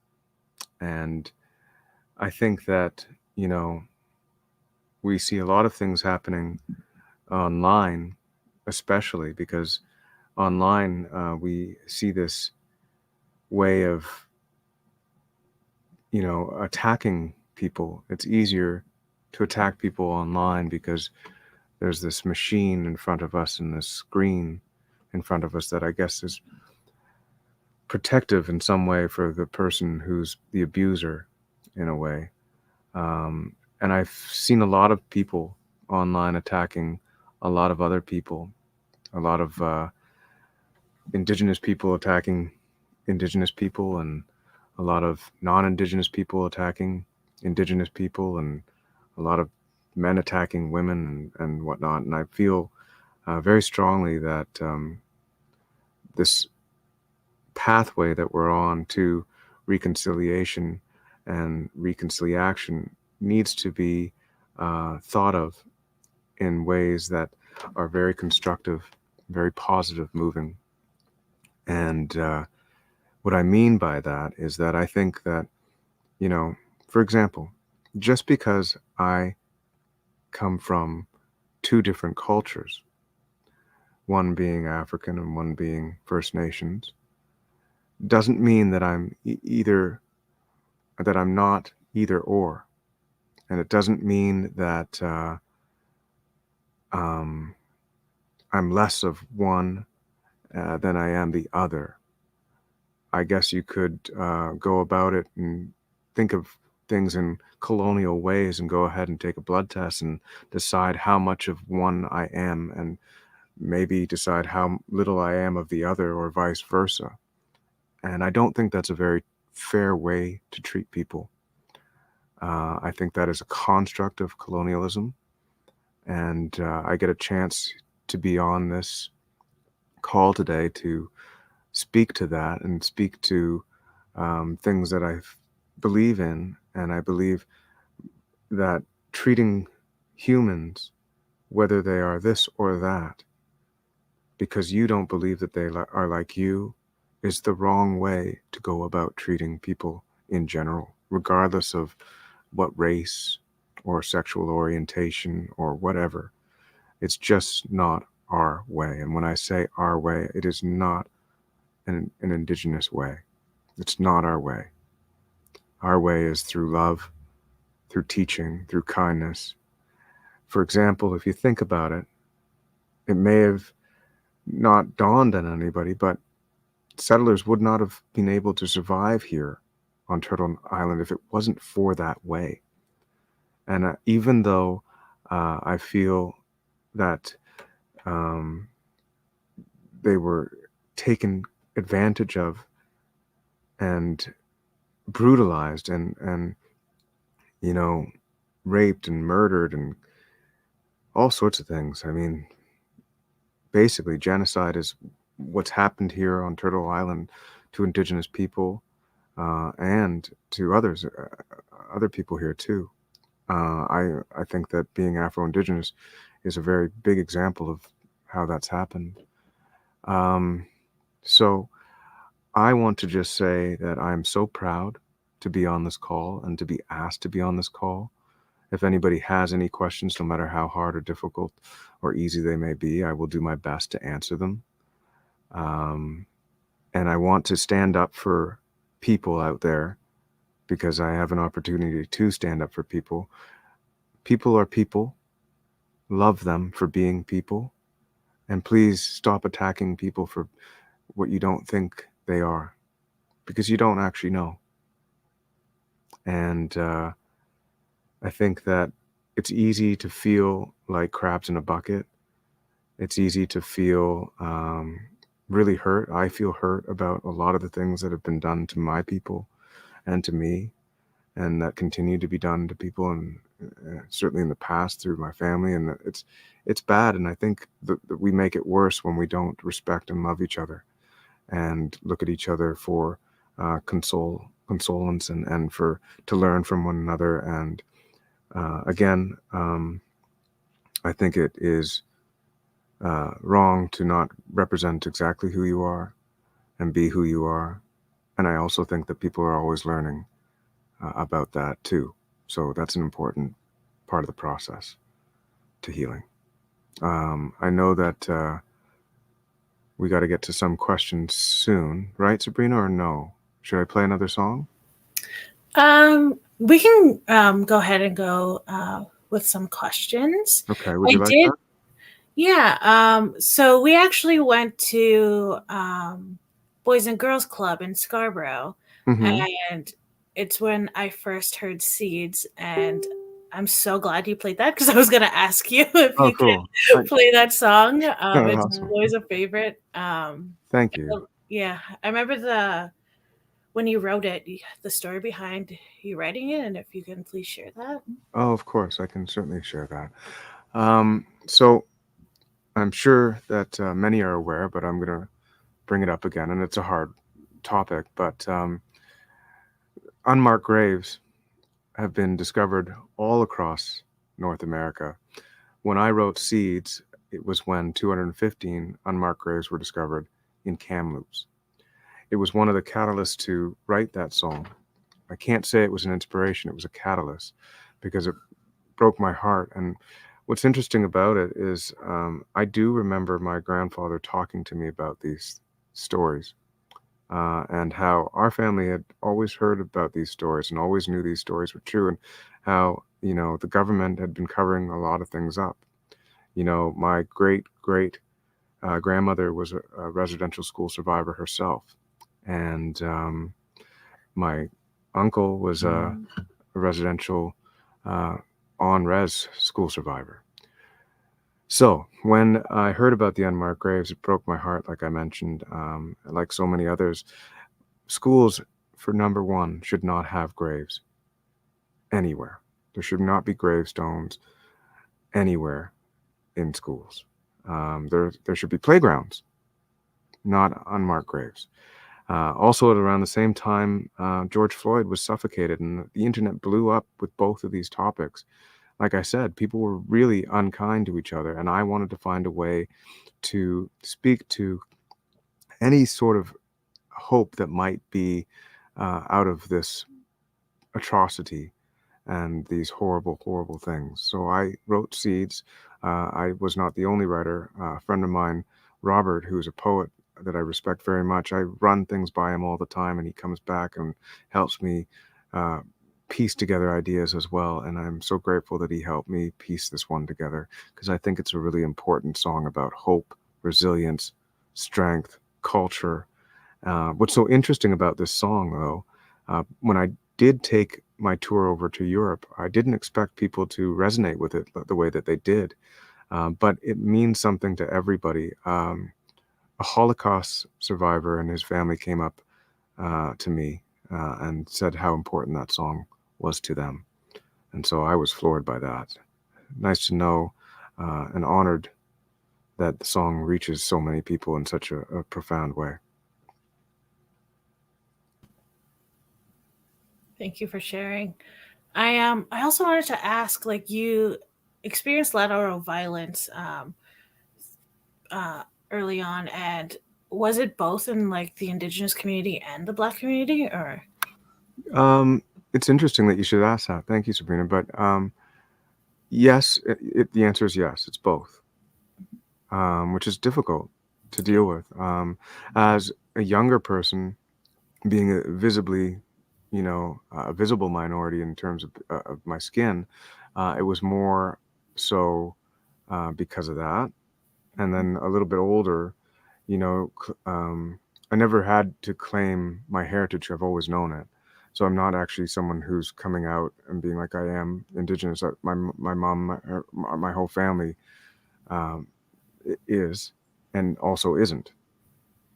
And so I think that the lateral violence comes from the fact that people may not understand, like I mentioned before, that being an Afro-Indigenous person or being a mixed race person in general, it doesn't matter, who cares about being Afro-Indigenous? I mean, just mixed in general is a very difficult position to be in, because like when we were growing up, it's like we weren't red enough to be red. We weren't black enough to be black. It's like, who are you then? Where do you fit in, and how do you fit in? Is the question. And that's why it's so important for me to have these conversations, to share that with people, to tell them that they do fit in. And maybe it's us. Who knows? But I want the whole world to fit in. And I want us all to get, fall in love with each other again, the way we did when the very beginnings happened, I think. But that's because we were in love with the land. We have to be in love with the land to be in love with each other. Yeah. How did you cope with that, with all those feelings and that internal, I guess, like, it's a struggle still. Yeah. I still to this day struggle with it on a daily basis, mainly because I'm visible, like mainly because people have heard my name or heard my music or been to a show or may be able to tune into this. That's where a lot of that lateral violence towards people come from, is when they are in the public eye. Certainly, I know that, and I'm going to speak to it anyways, but I know someone very close to me who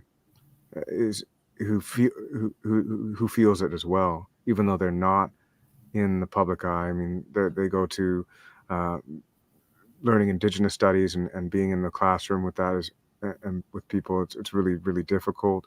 And it's an interesting thing. A lot of people wonder the similarities between the two cultures. I look at it, and when people say that you're Indigenous, I say, yeah, I'm from two Indigenous cultures, to be honest with you. First Nations and African. Yeah. But the similarities between the two are vast. There's a lot of similarities. I mean, for instance, the drum being a focal point in the way that, it's the heartbeat of Mother Earth and the heartbeat of the people. The drum, number one, bringing people together to sing and to celebrate, is one similarity that I can mention right away. Yeah. The constant struggle with of discrimination is another one.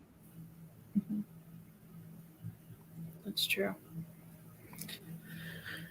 So I think we're going to go to some of the questions that were brought online. I'm actually going to put on my glasses because I'm having trouble seeing. Where are my glasses? I need to do the same. And I was like, really trying to read your bio, and I'm like, I just need to put on my glasses or put on contacts. Middle age, eh? Wow. What's going on here? There we go. I'm okay. I'll be okay. If you could collaborate on a song with anyone, who would be your dream? If I could collaborate with anyone? Oh, wow. Who would be my dream? Stevie Wonder, maybe. Because I think that would be wild. His process, too. Yeah, I mean, just being around the guy must be crazy. I was watching the We Are the World documentary. I just watched that, too. And he's really interesting. He's really hyper and kind of like a kid. Yeah. And he's a good mimic, too. So yeah, it's like, well, maybe Stevie Wonder. I mean, for somebody who's alive, for sure. I would love to collaborate with anybody who would like to collaborate with me, first and foremost. That is the number one answer, because I think that is something that's really special. Because I really love working with people and other artists and getting their take on the world.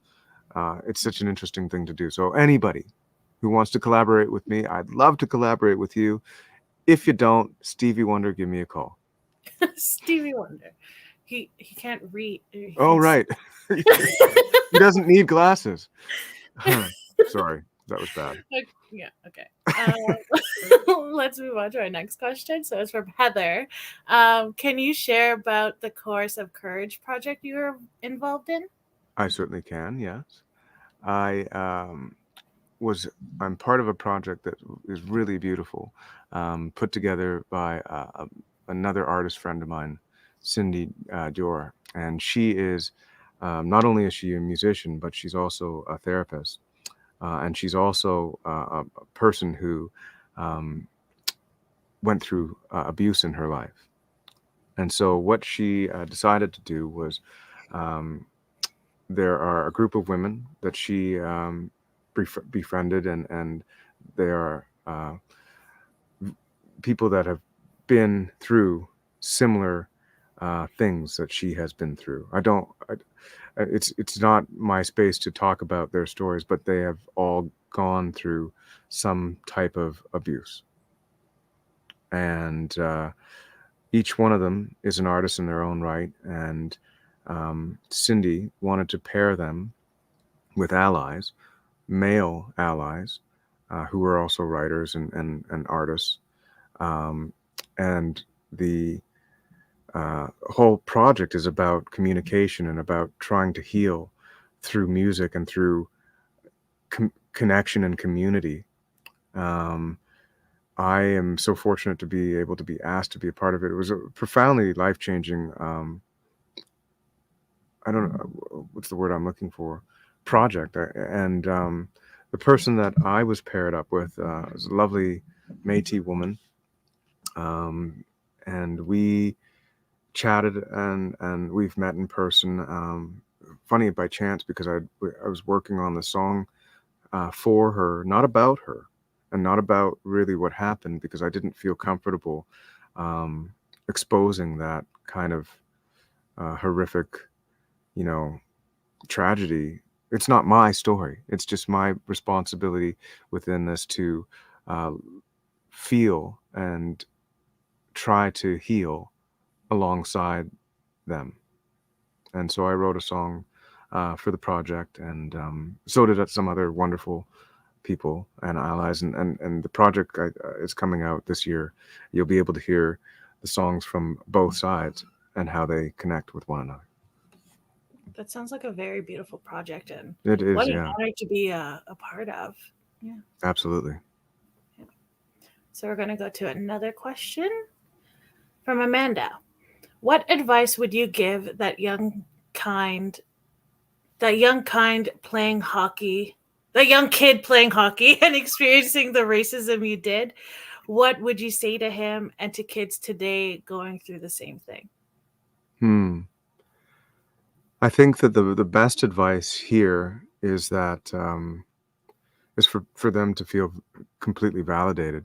And when I was growing up, we didn't really have a lot of people that looked like us playing hockey. My cousin, actually, Jamal, he played 18 seasons in the NHL and worked his butt off. I mean, his mom was a single mother, worked her butt off, and he finally got in there, and he was one of the mixed race players for a long time. And there's so many others now.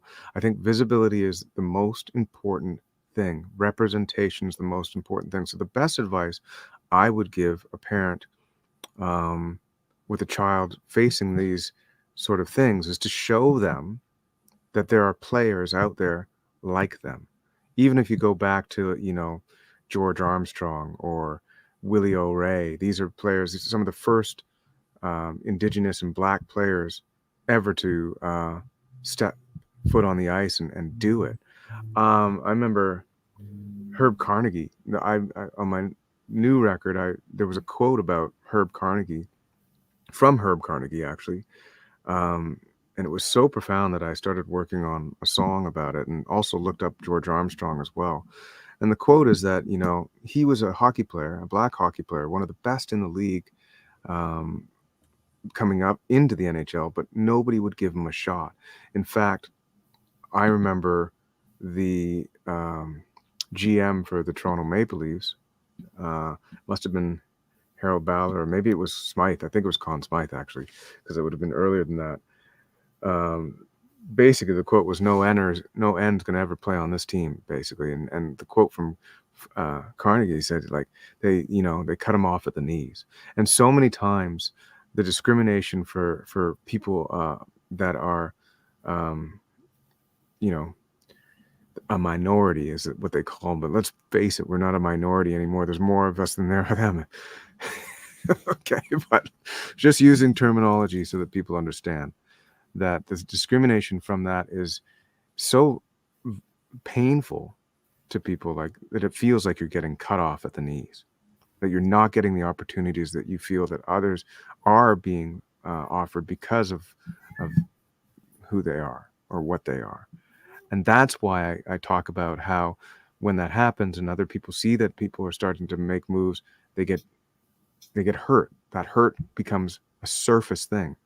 So the best possible thing is to make sure that they have mentors and people that they can look up to that have already been in that position and show them that it's possible. That's one of the biggest reasons I play music and play the music that I do. Mm-hmm. True. So we're going to actually, do you want to play one more final song? Because I think we're close to our time up. And then we can close off after that. Okay, sure.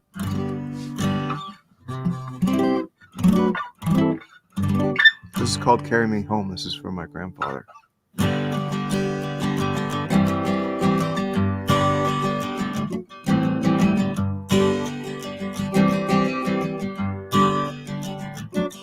Leaving,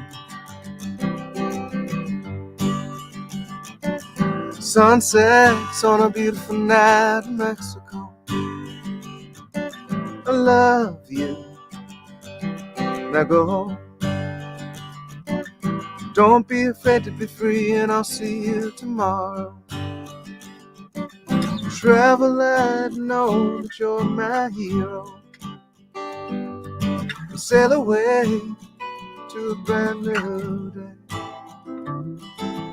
Light comes and goes, still like a stone. Carry me home, for I will never be alone.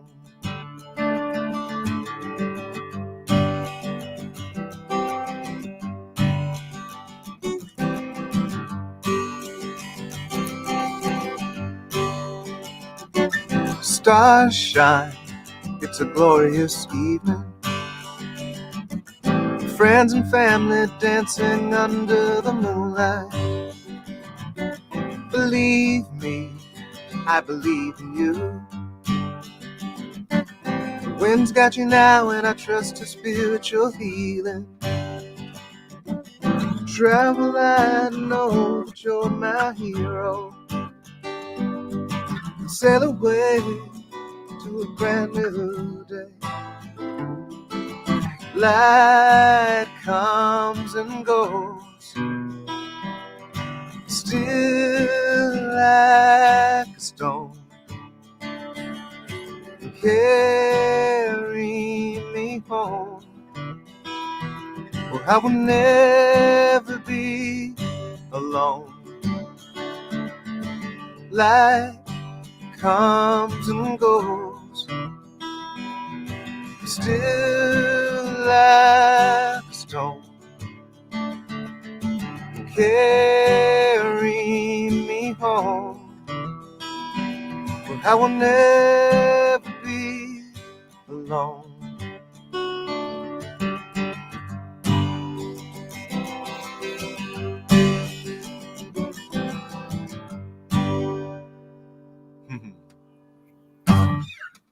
Amazing. Thank you, Julian. And Thank to you, everyone Mallory. that tuned in today. So head over to Danny Wenjack /DWF Live for a list of our upcoming sessions, including one with the talented DJ Osho on Oh, she's great. Tuesday, February. Yeah, I love DJ Osho, so I'm I super love excited DJ about Osho that one. too. Yeah. So Brilliant. she's doing a DWF live session with us on February 27th. So we hope to see you all there. So miigwech, and have a great day. Also, side note, we didn't get through all the questions, but we could we'll let Julian know, and then we'll let everyone, we'll just post an update in the chat for everyone to see. Sure. Awesome. All right. Miigwech. Have a good day. Yeah. Onaguai.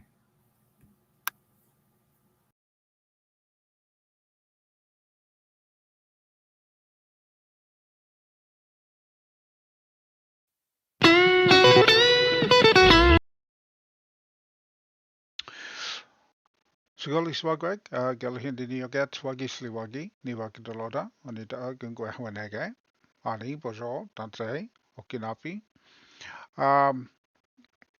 It doesn't look like they got all the questions to Julian that were asked, but hopefully they will. They're saying they're going to post some updates to questions later on. I'm not quite sure what happened there or why there wasn't a little bit more time for the questions, but what they say, it is what it is. So it was good to have, and I'm glad I was able to get registered to sign up for that. I had a little bit of an issue with which source I was going to use to share with, because the app that they or site that they wanted us to use is called StreamYard, and I'm not really truly familiar with it, so I was a little reluctant to jump in there just due to the uh, unfamiliarity of it. But that being said, um, may want to try that next time just to ensure that we're kind of doing this and getting up to date with the whole stream as it's happening. So why my camera is so small? I'm trying to see because I'm stuck in a corner. Okay. Anyway, I'll get to that one next time. What I'm going to do is we got some IRL stuff to do, so I'm going to raid out. I'm going to share a version of the Peaceful Warrior to wrap up the stream as we always do. I hope that you all enjoyed that. And again, as I said, tomorrow at 12 noon, what is it called again? Let me just check my email. There is a discussion that is open tomorrow that we may want to try to see if I can share with you. It's called Neutrality to Nuance, Decolonization and Teaching Palestine. So let me just grab this for a sec. Just read you what they've emailed me here. It's a webinar that will host 4 diverse perspectives on some of the complex issues related to teaching and research in the context of Palestine and the Palestinian culture. We hear informed voices on topics such as academic freedom, education and service of community, and the importance of understanding historical and present-day realities in the region. The objective of this event is to provide different viewpoints on this challenging topic that we aim to foster academic dialogue and do better understand the critical terminology necessary for bridging divides. The event is hosted by the Faculty of Arts and Humanities Anti-Racism Committee, which is committed to supporting the increased representation of Black, Indigenous, and other racialized people as we are promoting diversity in curriculum and as part of their work, organizing these workshops and panels and invite speakers to give their perspectives on these. So that's neutrality and nuance, decolonization and teaching of Palestine, featuring the contributions of Jasmine Zine, Randa Farah, and our friend Just Not Well will be part of it, and Cheryl Nesto. So it should be quite the discussion, and that should be tomorrow at 12 noon. I'm going to try to share that if I can time everything properly for tomorrow. And Julian Taylor is a great speaker, and I love his attitude about being really inclusive and treating people with respect regardless of their identity or their background or how they identify. That's, I think, really coincides with what we believe here in everything Indigenous as well. So, let me get a version of the Peaceful Warrior going.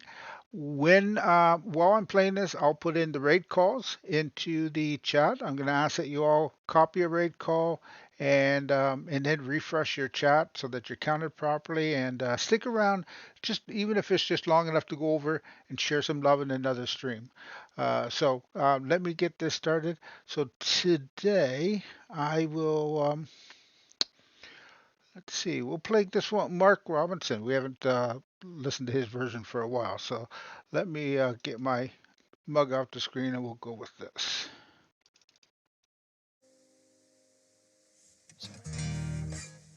My name is what? My name is who? A Slim Shady.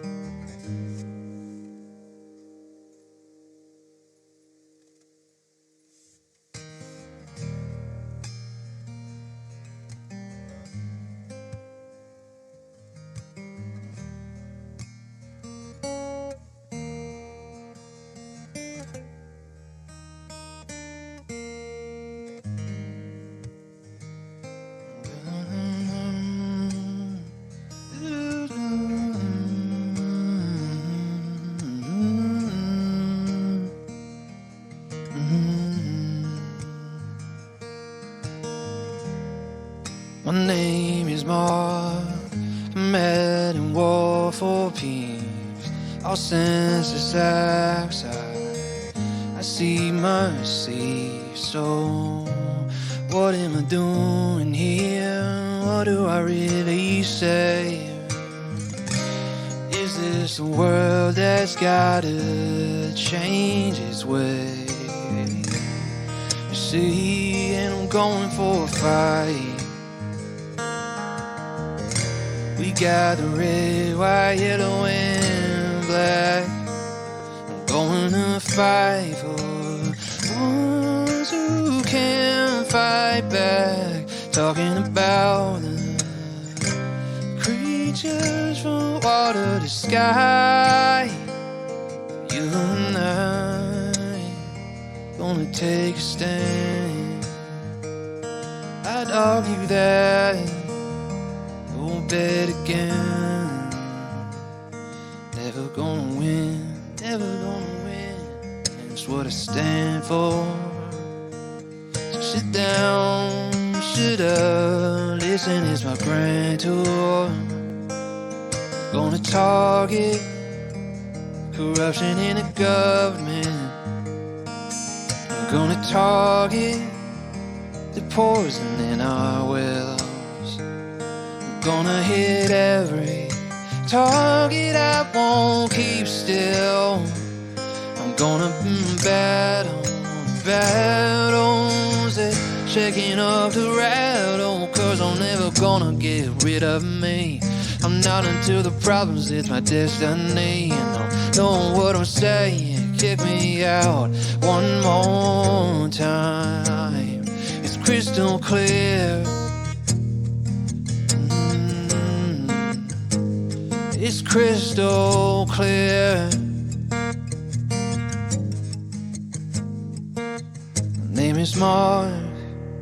I'm at a war for peace. Your senseless acts, yeah, my cease. I'm going to fight for red and yellow, all the colors that, and I'm going to fight for the ones who can't fight back. Let's all raise the souls and the tide. Let's keep passing around our information, improving the planet through education. Somebody's gotta make people aware. Somebody's gotta make every care. Pass along my message if you dare. And whether it's mine or yours, we've all gotta share. There's power in a voice, there's power in our choices, power in the noise. We don't care. There's power in a voice, there's power in sharing, there's power in us if we stay caring. So with my voice we can shout out loud. Lugar está aí, we belong. no